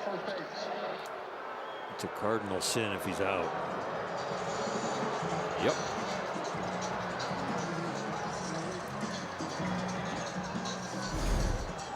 John Tumpane, the first base umpire, signaled safe. So now they're looking for evidence to overturn the call on the field. Last night it was a close play at the plate. Dodgers with a big relay. That was a massive moment in the game.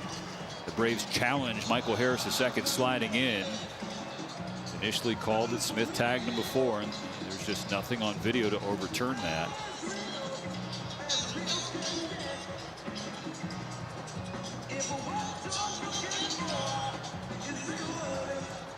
You know, the key here, I think, is the call on the field being safe.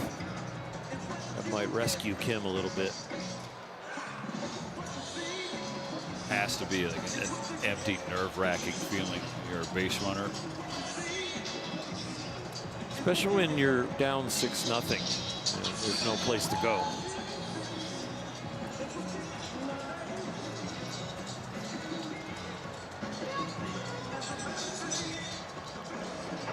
After review, the call on the field stands. The runner is safe. Atlanta loses their challenge. So Hassan can exhale.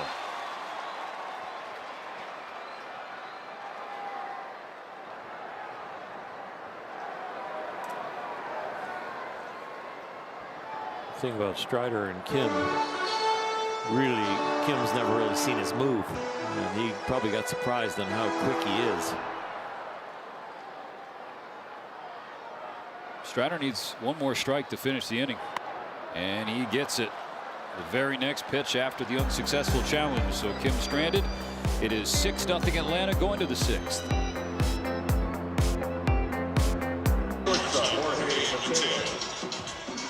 Sad and emotional day in Braves country and really around the baseball world. The passing of Hall of Fame manager Bobby Cox. Freddie Freeman's first major league manager. Died at the age of 84, just a couple of weeks shy of his 85th birthday.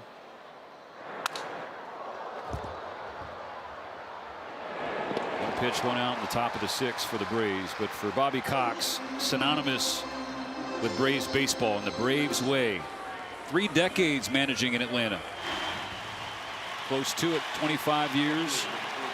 2,149 wins out of his 2,504 total victories, the 4th most ever behind Connie Mack, Tony La Russa, and John McGraw. 5 pennants and a 1995 World Series title. Our condolences to his wife Pam, their family, and all who knew and loved Bobby Cox, including a couple of those in the Dodgers organization. Obviously, Freddie Freeman at first base, and Freddie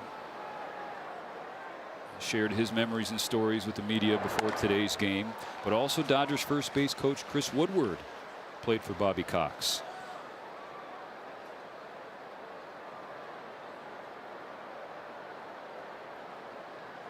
The big three in Atlanta, Maddox, Glavine, and Smoltz.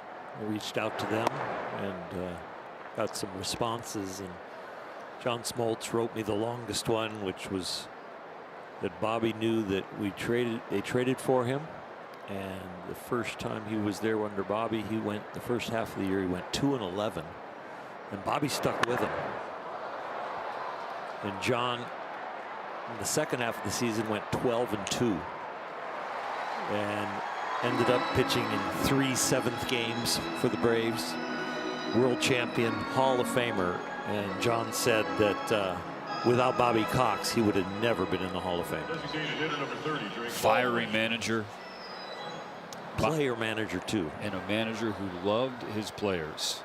Had their backs at every turn. And for Freddie Freeman, he wasn't thinking so much about what happened between the lines, the baseball lessons, of which there are many. Thought back to a time during spring training at Braves' former facility in Orlando.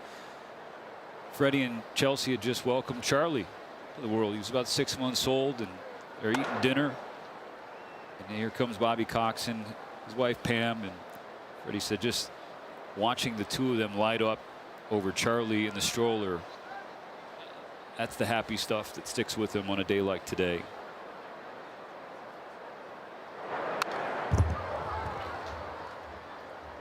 Everybody that I reached out to in the Braves organization and the ex-players were pretty much everyone to a man said he was the best. It was the phrase they used. He was the best.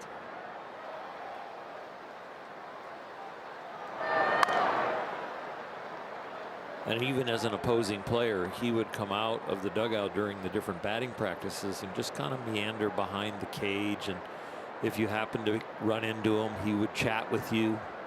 He and Tommy Lasorda would find their way behind the cage and chat before a series or a game. And really, really a fun guy to be in a conversation with. Highest of integrity, highest of just feeling like he's present with you, and he really did care, which he did.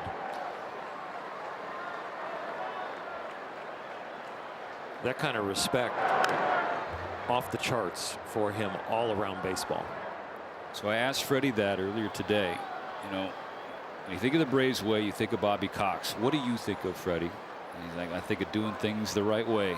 You know, if you're taking BP, full uniform, buttoned up, hat never backwards, the sunglasses never on the front of the hat, because you have to respect the A. It means a little bit more here. So that's why he says tomorrow, a day game, my sunglasses come off, I won't put it in front of the LA. And that's Bobby Cox. Just those little things. It meant more to be an Atlanta Brave, the same way Freddie says it now means more to be an LA Dodger. Organizations where it's just a little bit different. A scoreless 6th. Remains 6-0 as we remember Bobby Cox.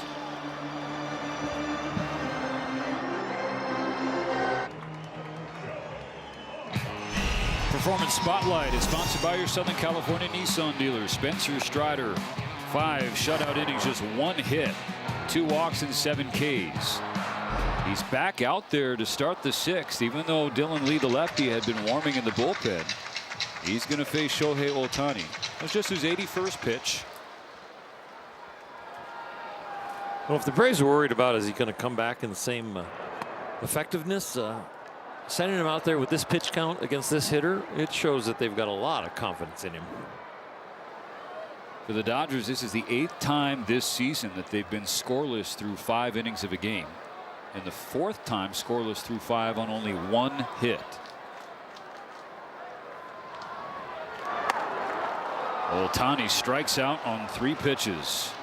And we're still at 96 miles an hour with that inside fastball on the 83rd pitch.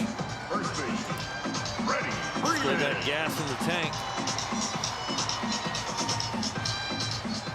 That's a good fastball, but the other pitches have been really good too. Dodgers are 0 for 8 with 6 Ks on all of his non-fastballs. Strike one, shot foul by Freddie Freeman, who's 0 for 2. And hearing that stat from Dr. Krajewski about it's the 8th time you've seen the Dodger offense scoreless through 5 innings. Right. You might be thinking, well, here they go again. A frustrating year. But sometimes, I'm not saying it hasn't happened. It certainly has so far this year. But sometimes you just have to tip, as in tip your cap. And Spencer Strider has been that guy tonight. Well, he's really filled the strike zone up. Right around 10 chases by the Dodgers, which is not many at all. So he's been getting people out in areas where they can get the barrel on it.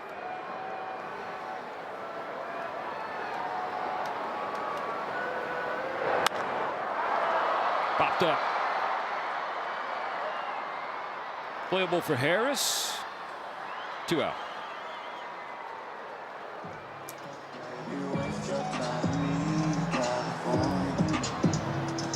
catcher, Will Smith.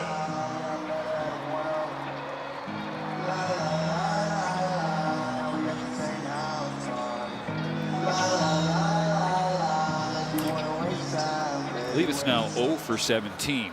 Dodgers not named Will Smith, and there you go.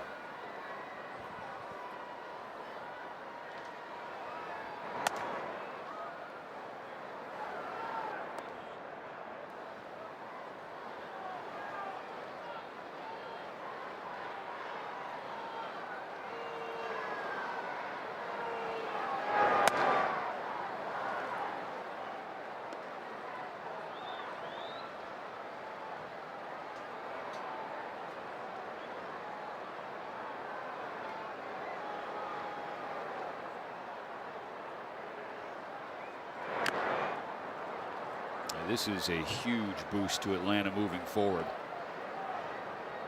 You already know what you have in Chris Sale. Wondered what you still got in Spencer Strider, but tonight is one of those outings where Walt Weiss can say, we have a lethal 1-2 punch at the top. And that's to say nothing of tomorrow's starter, Bryce Elder, who has been outstanding. Caught by Yastrzemski in foul ground. Ohtani, Freeman, and Smith down in order in the 6th. The Dodgers still down 6-0.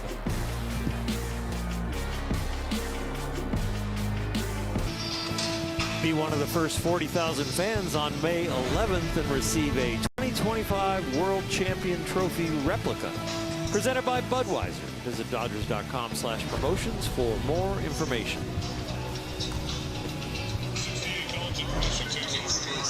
Well, Walt Weiss gave Spencer Strider the 6th inning. He rewarded them with another 0. 6 innings of 1-hit baseball, 2 walks, 8 punch-outs on 91 pitches. And he exits with a 6-0 lead. Paul Gervais takes the hill for the 7th. First outing with the big club so far this year. You see his numbers with the OKC Comets at AAA.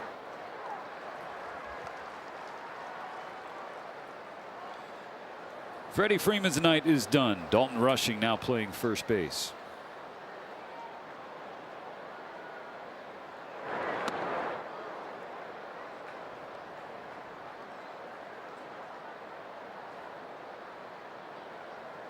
Some people at home might be on their phone thinking, how tall is Paul? And he's about 6'10". Right back to him. And he wears a glove on his left hand. And that very found it. Reaction times. This is a redeemer. If you're taking pitchers fielding practice and miss one, they hit another one at you harder and see if you can get it. And he did. Did you catch the ball or did it catch you? Either way, 1 out.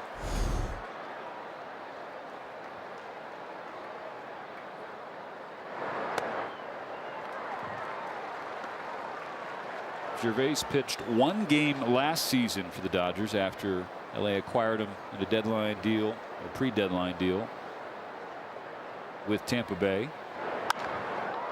That one's over his glove and his head, lined into center field. A base hit for Olsen. Third baseman, number In that one 27, game, 2 innings, gave up a run on 2 hits and a walk. Did strike out 2.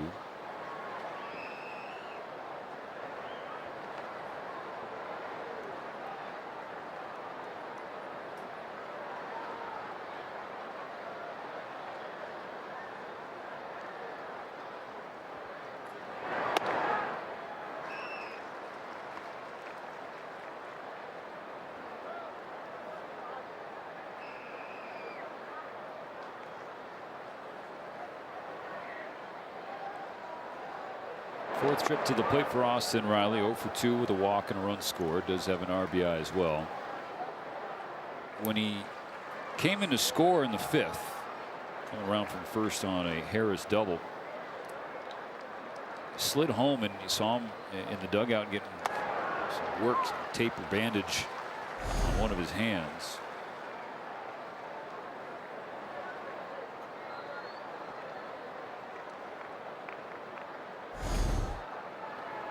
Like they might be dealing with a little bit of blood right there. The trainer had a rubber glove on. It looked like he was compressing a cut or a scrape.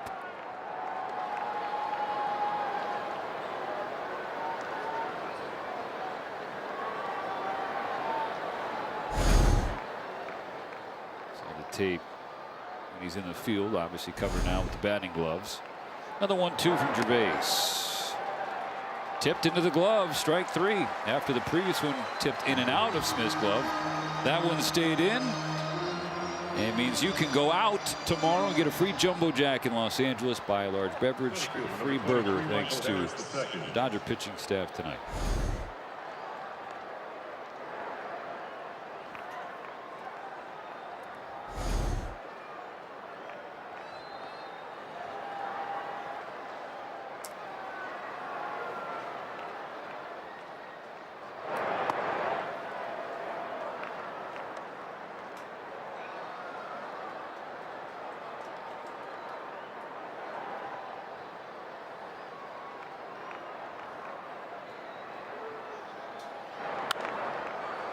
Popped up on the infield for Kim.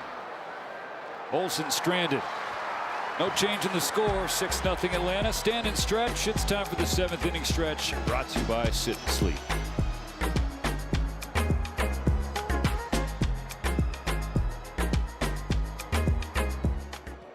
Is brought to you by Jack in the Box. Jack's new Smash Jack Sliders Munchie Meal, with a chance to win the $75,000 prize for Jack's 75th anniversary. Dodgers have 9 outs to get at least 6 runs. They trail Atlanta here in game 2 of a 3-game series. Spencer Strider is out. Dylan Lee is in. The ERA of 1.02 his first 18 games. Strider is still the story, even though he's in there. 12th time in his career he's gone 6 or more innings without giving up a run.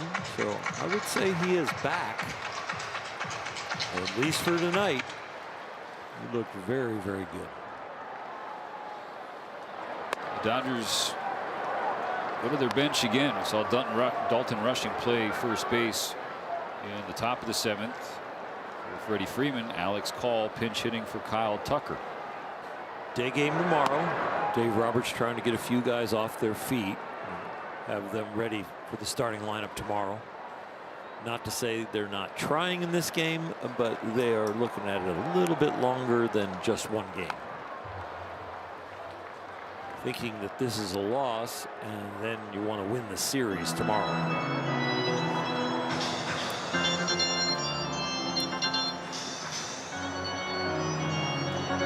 The other thing it does is it gets these guys some reps and keeps them relevant, keeps them fresh. And you know what? If you look at 6, 7, 8, and 9 in the Dodger lineup over the course of the beginning of the season here, they are the most productive foursome in baseball in those slots. Full count on Call.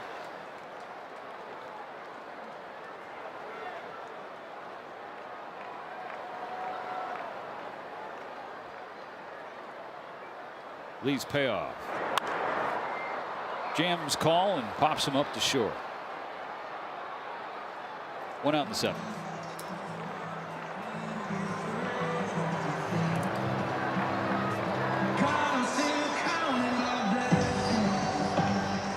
Center field, Andy Pajes.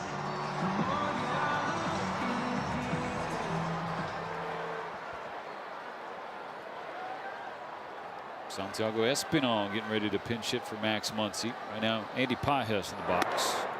Ball 1 up and away.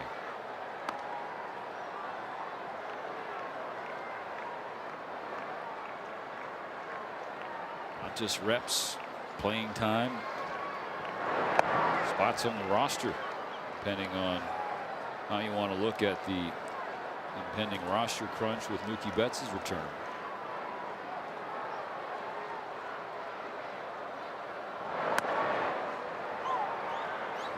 Tonight the offense is having one of those nights, and yes, they've got 8 outs left, but 22 guys have come to the plate, and only 5 times has the ball left the infield. Yeah.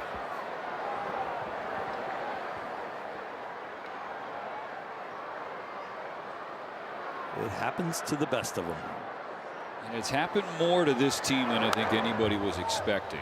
It's a lineup that is built on slug, and there have been some slug droughts, especially from the big boppers. There haven't been many droughts from this guy at the plate. Teo will tell you, yeah, it hasn't been good. Max, he'll tell you he's been swinging about real well and has. Ground ball, base hit into left field. Pajes aboard. There we go. We got one on the outfield grass. Shohei, Freddie, Mookie not in there because he's hurt, but on his way back. Will Smith will say, you know, not swinging the bat at the A level. So yeah, there's a lot of potential left in this lineup that is still first in the National League West.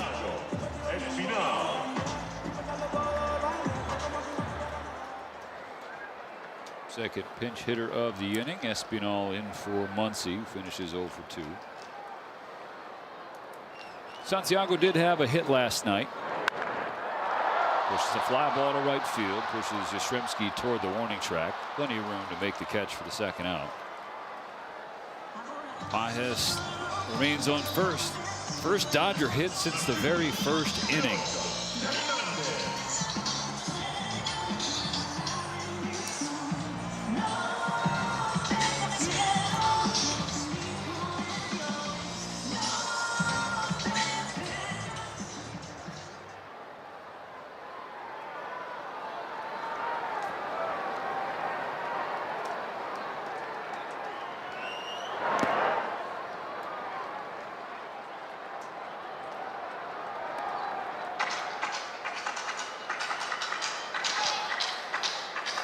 Even if it comes in quote-unquote garbage time, Teoscar Hernandez is the Dodger who needs to see the ball go through the hoop.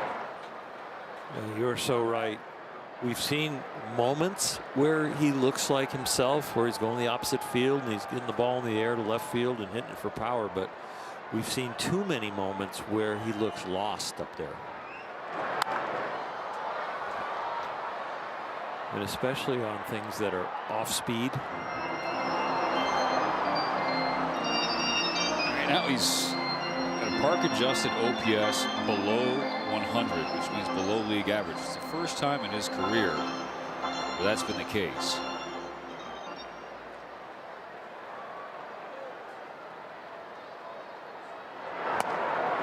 Two and two.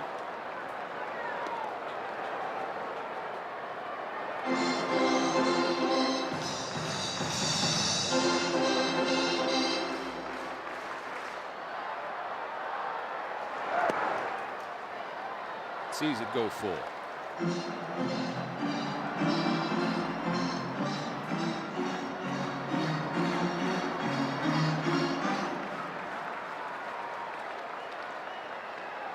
Lee's payoff. Rolled to Riley. And that ends the 7th.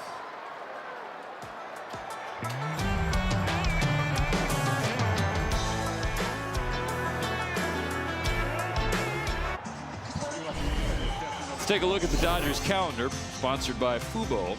Watch Dodgers baseball and plenty more at FuboTV.com. Series finale, it looks like it'll be the rubber match on Sunday against Atlanta, then a 4-game series with the Giants in town. San Francisco made some headlines this Saturday morning. Bit of a stunning and odd trade with the Cleveland Guardians, trading away their starting catcher Patrick Bailey for a pitching prospect and the 29th overall pick in the upcoming MLB draft.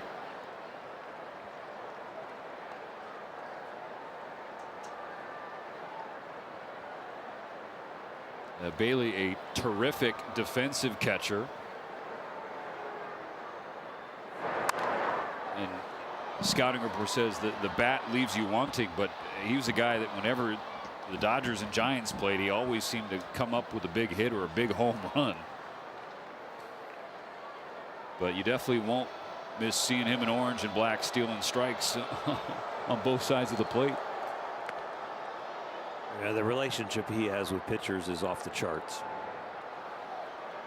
The rhythm, the ability to call when between two pitches, which one is the guy going to be able to execute because of his miss pattern that night. All kinds of things on how to subtly work a staff. Here's a punch out for Gervais to start the 8th. The second of the night.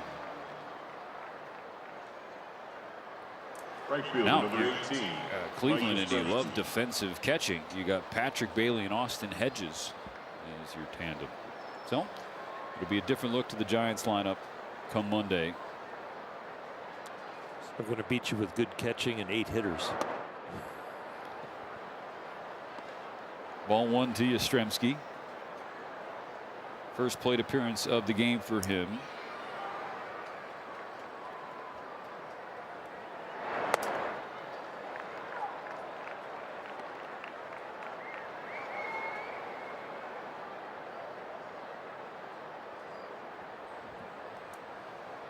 Now 6-0 in the 8th. I'm going to ask the question. Can you spell Yastrzemski without looking at the scorebug right now? I'm not going to. I know it's Y-A-S. Yes. Z. No. Stop. ST's in there somewhere. Yeah. Just throwing out consonants. Yeah. You could have, right? Yes. So the way I always tricked my brain was just Yas and then Yastrzemski. But for Mike Yastrzemski, he said growing up, the way that he learned to spell his own last name was the old Mickey Mouse theme. You remember that? M-I-C-K-E-Y-M-O-U-S-E. Yeah, so Y-A-S-T-R-Z-E-S-K-I. Why didn't you ask me that one? I got it right. That's how he did it. Okay. E-S-T-R-Z-E-M-S-K-I. That's not how the jingle went. It sure did in my head. You were way off key. Well, I was trying to sing it to myself and it came out. Got it. You made me try to sing it to a jersey that was walking back to the dugout. I mean, you try and do it. Walking back to the dugout, reading the jersey. What is that? How does that impact right now? Go. Y-A-S-T-R-Z. No, you're off key too. No, don't. That's what you evaluated me on. What key I was in. The 2-out base hit continues at the top of the 8th.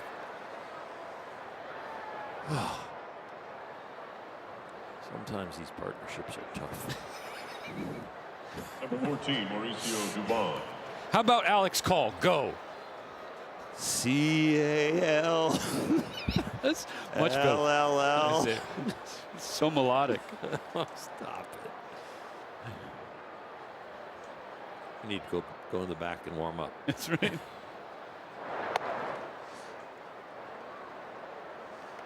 Back to the top of the order. 5th time through now for Atlanta. Dubon 2 for 4 so far. If this is the topic at 6-0, I don't want to see 12-0. Of course not. Would love to see 6-6. The juice is flowing again. That would be great. I don't know why I stopped at 7-6 and then the game over. Yeah, but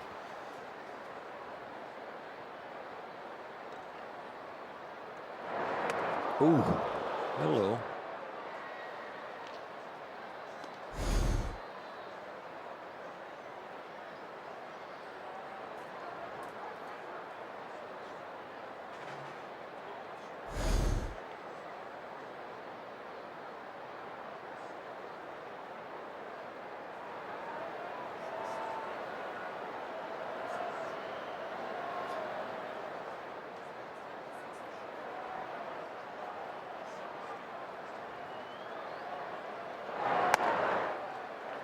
Gervais on the board, 3-1. I'll run into a lot of parents that'll say, you know, I'm not sure my son is going to throw well enough to play in the big leagues or even college ball because he's not going to be big enough. Gervais is 6'10". Strider, who had the outing and came back from his second Tommy John, is, it says in the roster, 6 foot. I might put him at more like 5'11". And it's not always about size. It's about, you know, fast twitch fibers. It's about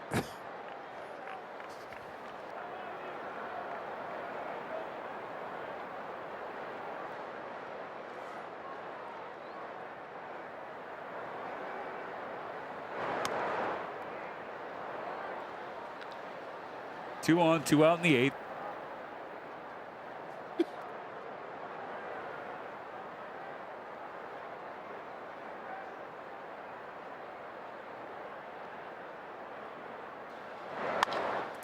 That's a base hit into right off the bat of Baldwin. Yep. The throw home, a little late. Atlanta hit 7. We saw at the beginning of the game they were just hitting all the different places and they're just falling in. They didn't have great exit velocity. They are hitting the ball a little bit firmer, and this is a 2-hopper, and this one deserves to be a hit.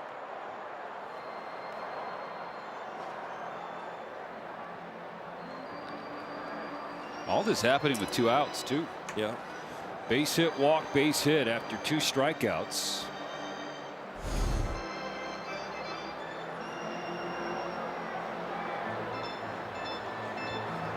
A good visit by Will Smith. Encouraging visit that you can start to feel all alone out there. Back to the organization on the mound.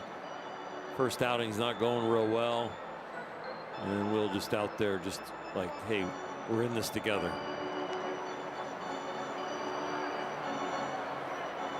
That close to 2 scoreless innings with at least 3 strikeouts. Now you got an Ernie on your ledger.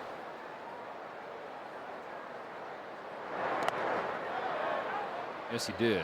You know Albies is going. Oh, yeah. He's going to be swinging as soon. You could throw the rosin bag up there, he'd swing. And he might hit it.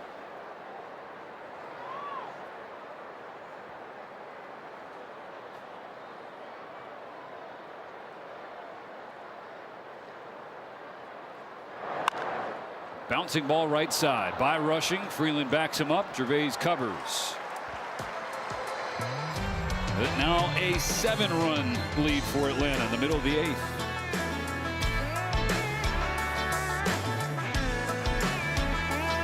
Coming up after this one ends, Access Sportsnet Dodgers presented by Mercury Insurance begins out in Center Field Plaza. John Hartung, Jerry Harrison Jr., Nomar Garcia Parra. Not a lot of highlights to show, but of the ones that exist, they'll break them all down. Post-game interviews as well. Reynaldo Lopez, who's done a little bit of everything in his career. As a starter out of the bullpen. He's a reliever tonight. Just trying to get him to the end now. Up 7-0. Your job is to throw strikes and get outs as quick as possible. Don't leave your fielders out there with a day game tomorrow throwing ball 1, ball 2.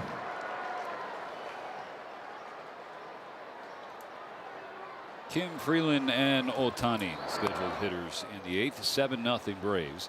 It was Lopez who sparked one of the weirder benches clearing brawls early this year when Atlanta was visiting Anaheim against former Brave Jorge Soler. Soler had homered earlier, and a pitch that kind of was up and in, but then it was like a delayed reaction and then a stare down between the two, and then finally they converged and punches were thrown.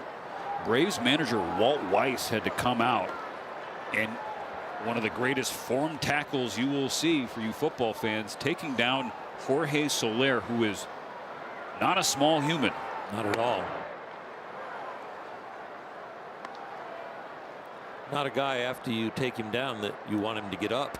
No. But of course Soler, with his relationships with Weiss and everybody in the Braves, things calmed down after a very fiery start. Sung Kim works a leadoff walk to start the 8th. Well, Lopez did exactly the opposite of what I said. Your team just wants you to come in and throw strikes. Dodgers need base runners, lots of them. Number 76, Alex Freeland.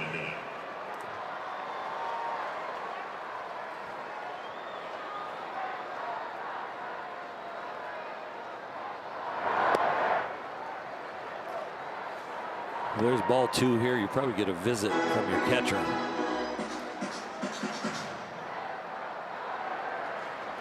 It's not the pitch selection, it's the image in your head of the pitch selection and what you're trying to do with it. And he has not got a good image, and here's your visit. Right on cue, partner. And Murphy, a veteran backstop. 6 of the first 7 pitches out of the strike zone.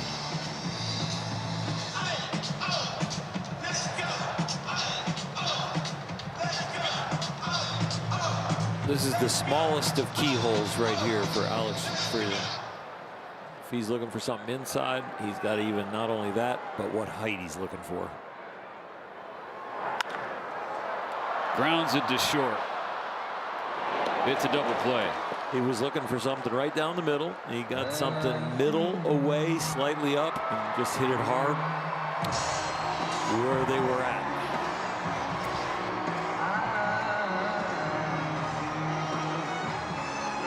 Hitter number 17, Ohtani.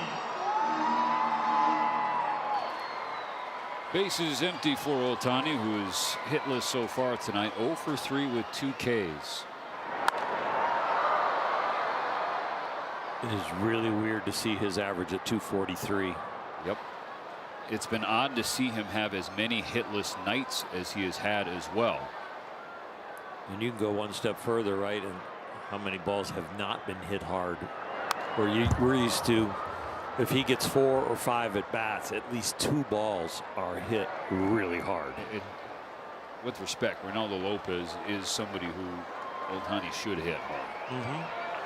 But about half of his games with a plate appearance this season, Ohtani has gone hitless. Last year, fewer than 26% of his games without a hit. Almost doubled.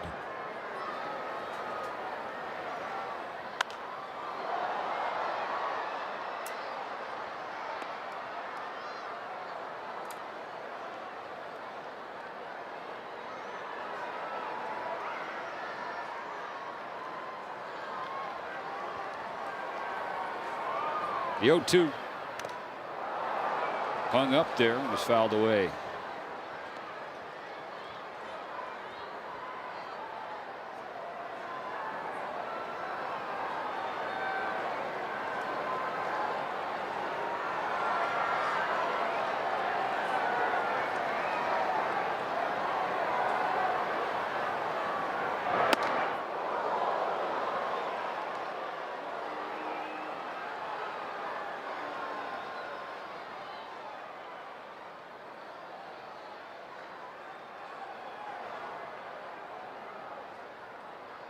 The 1-2.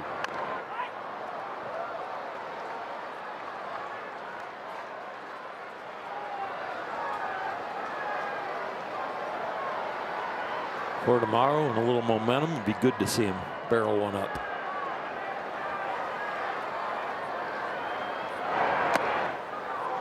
Not going to chase the slider down and in. He definitely wants to swing. I think anything within a ball, up or down or in or out, he's going to be hacking.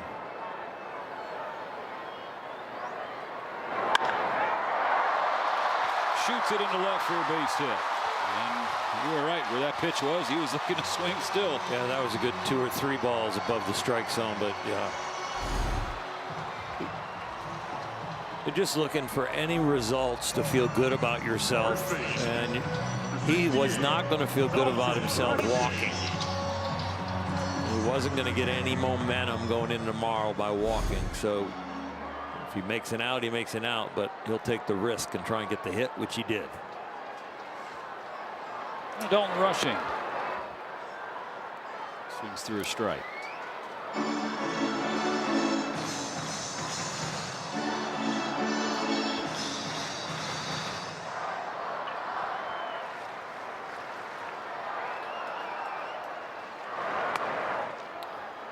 Ohtani aboard with a 2-out single, just the 3rd Dodger hit of the game. And 2 of those 3 coming with 2 outs in the inning. So you're just too little too late every time. Fastball by Rushing, 1-2. These are the games where you run into fans the next day or even as we leave the ballpark. They just were so flat tonight. Did they really care? That's what bad offense makes you look like. It makes it look like, you're not into it. It makes you look like you're not passionate. It makes you look like you're not caring. It's not. Sometimes you got to just tip your hat to the opposing team, the opposing pitcher that's throwing the ball really well. You can be lost in games where your teammates are also a little lost as far as offense is concerned, and it does look as a whole that it doesn't, you want to put adjectives to it that are negative. 2-strike pitch to Rushing. Pumps it by him. So Ohtani stranded. We're done with 8 full. 7-0 Braves.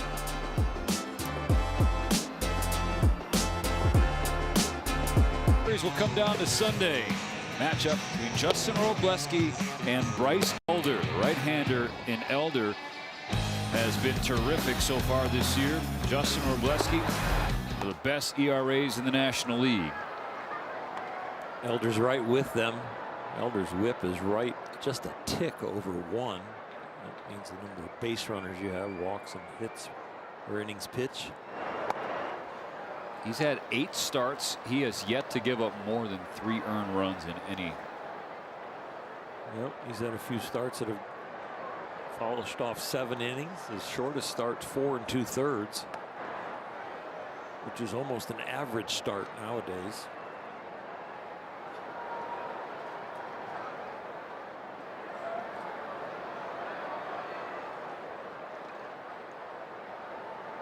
But first, got to finish this one. The 9th inning on Saturday. The Dodgers down 7-zip.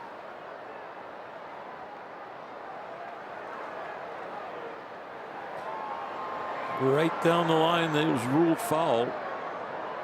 Short of the first base bag or third base bag, it is the home plate umpire's call. After the bag, it is the base umpire's call.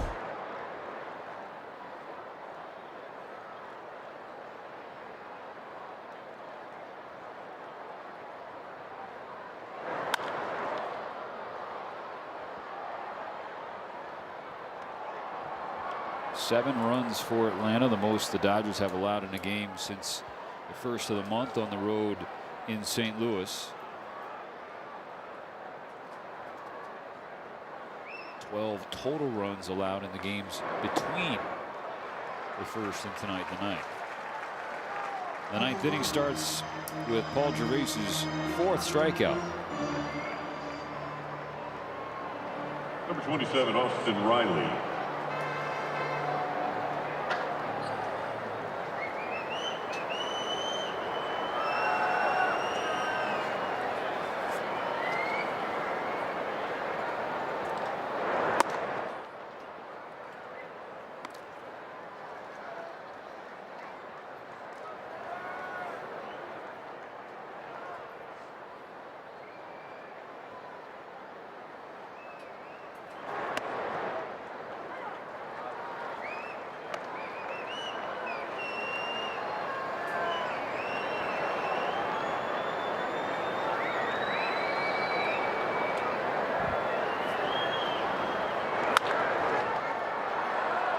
Base hit for Riley.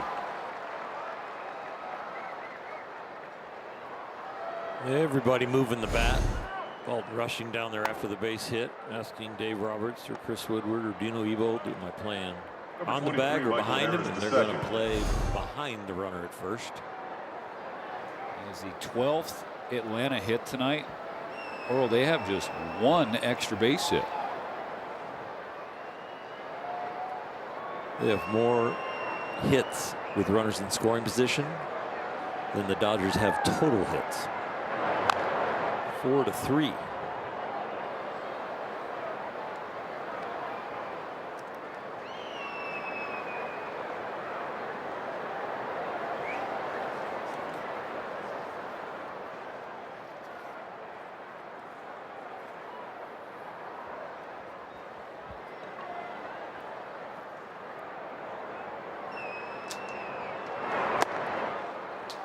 0-2 on Harris.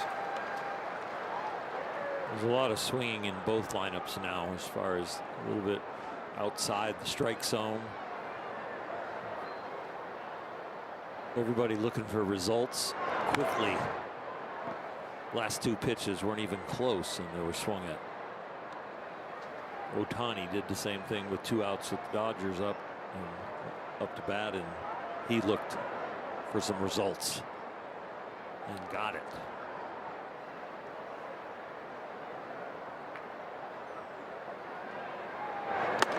Gervais with another K. 3 pitches out of the strike zone, 3 hacks. This was a scoreboard at bat. Number 12, Sean Murphy.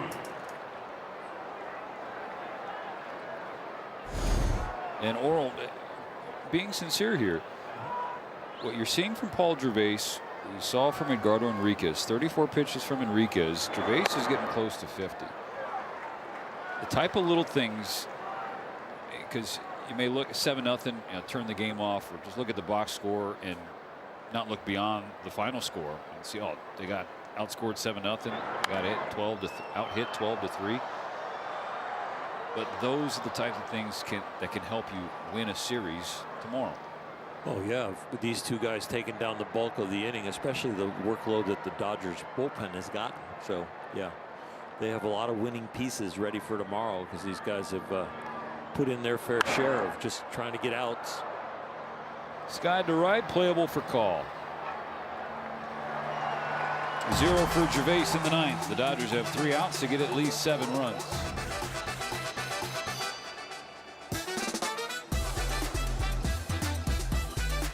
Been a quiet night on this Saturday for the Dodgers. They trail the Braves 7-0 as we cruise back in for the bottom of the 9th. 3, 4, and 5 due up to start. Will Smith, Alex Call, and Andy Pages. Will got himself a hit, one of the 3 for the Dodgers. Also a walk and a fly out to right. One more bingle right here. Feel pretty good. You like that word, bingle? I thought you said bingo. I didn't see bingle. Bingle. I think it's a really old term that means single or hit. Totally. In the air, right field side. Yastrzemski is there. I'm looking it up. Okay, this is just pride talking.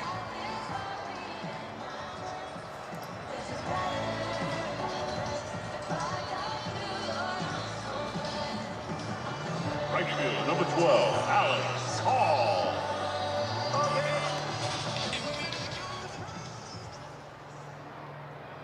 What does bingle mean? Bingle primary means a minor car accident or collision. You were so close. There's a bingle baseball dictionary. I mean, I feel like the internet will just return anything these days, you know. Old baseball slang term for a single. Still going. Where the batter safely reaches first base. Hey, thank you, Google. That's deep. Primarily used in the early 20th century, yes, dating back to at least 1898. I am an old soul. Yes, hey, you know what? Honestly, you nailed that. Thank you. And Call nails this toward the left field corner. That's an extra base hit for the Dodgers. And a runner in scoring position.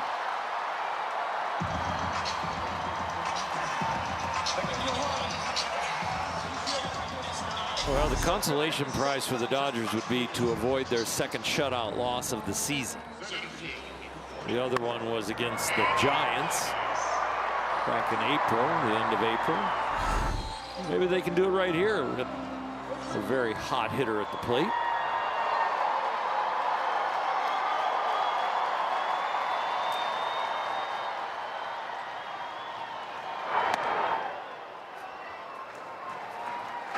Andy Pages 1 for 3.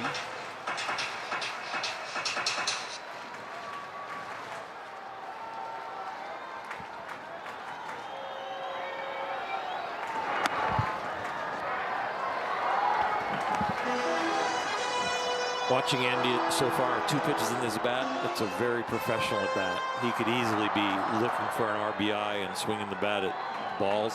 He's built himself a count.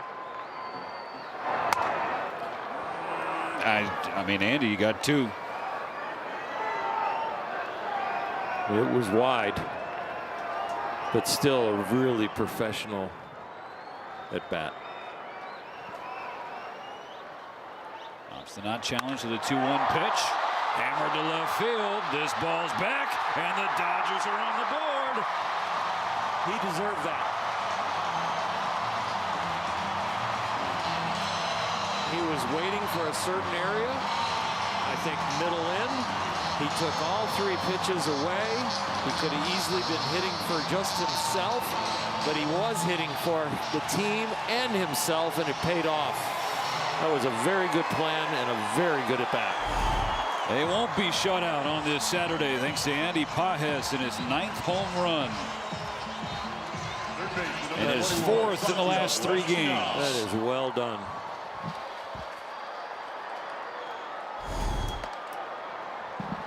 Hadn't had an extra base hit or a runner in scoring position all night. Back-to-back extra base hits, a double and a homer. 7-2.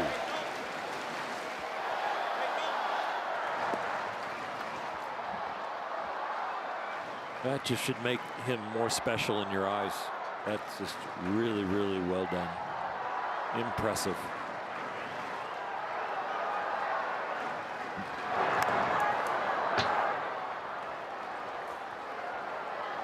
You can argue, given what he does on the defensive side of the ball, and Andy Pages has been the Dodgers' most valuable player this season. Yeah, I think it's a strong argument. I'm right there with you. Espinal pokes it to second. Albies is there, 2 down.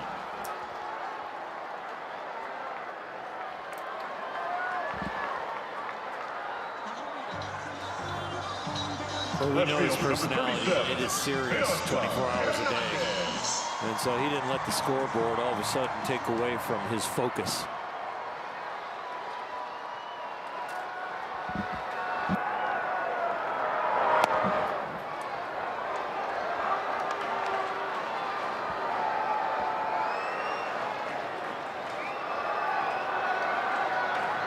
He's going to force his way onto the All-Star team this year, where last year it was Oscar Hernandez with a base hit up the middle. He got snubbed last year. Yep. Mr. Pages, but this year he's going to mow him down and get on their All-Star team. Keep going, Andy. It's really fun to watch. Shortstop, number 6, Kim.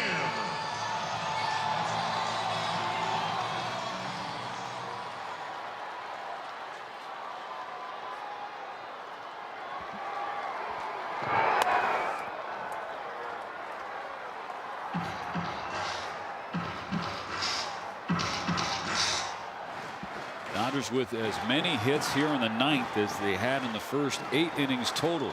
3.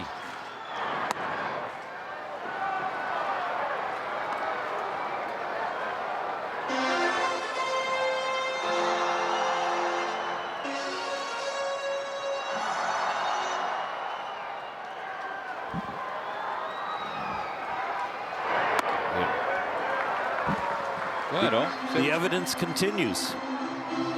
And it is not an indictment on any other Dodger hitter. It is just for the situation.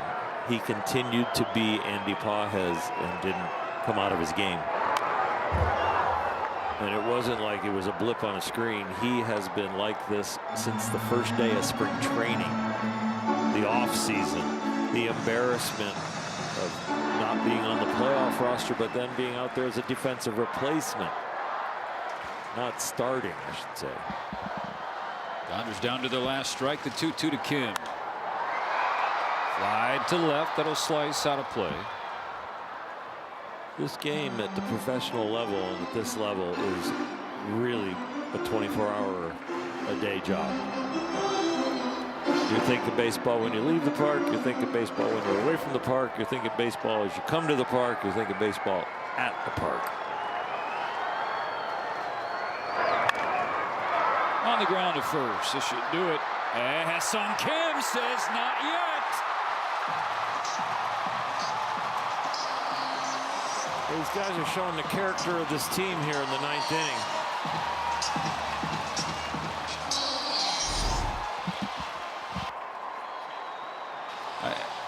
Walt Weiss was holding his hand up. Ooh, it's close. Foot over the bag, maybe the toe on the bag from the Brave. Oh, I think he's out. This is a crew chief review for the state call first base. Yeah, I saw Walt Weiss holding his hand up. The Braves don't have any challenges left. This is a crew chief review. But even still, even if this call is overturned, which it will be, your point stands. Is the Dodgers showing you something here in the 9th? They really are. There's a lot of character here. And they're playing right to the very last pitch and right to the very last inch on that play. Wow. Yeah.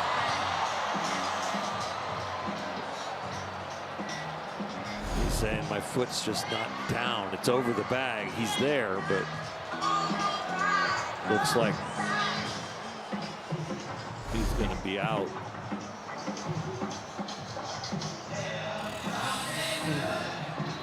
Calling the field is safe. We've seen it stand twice tonight.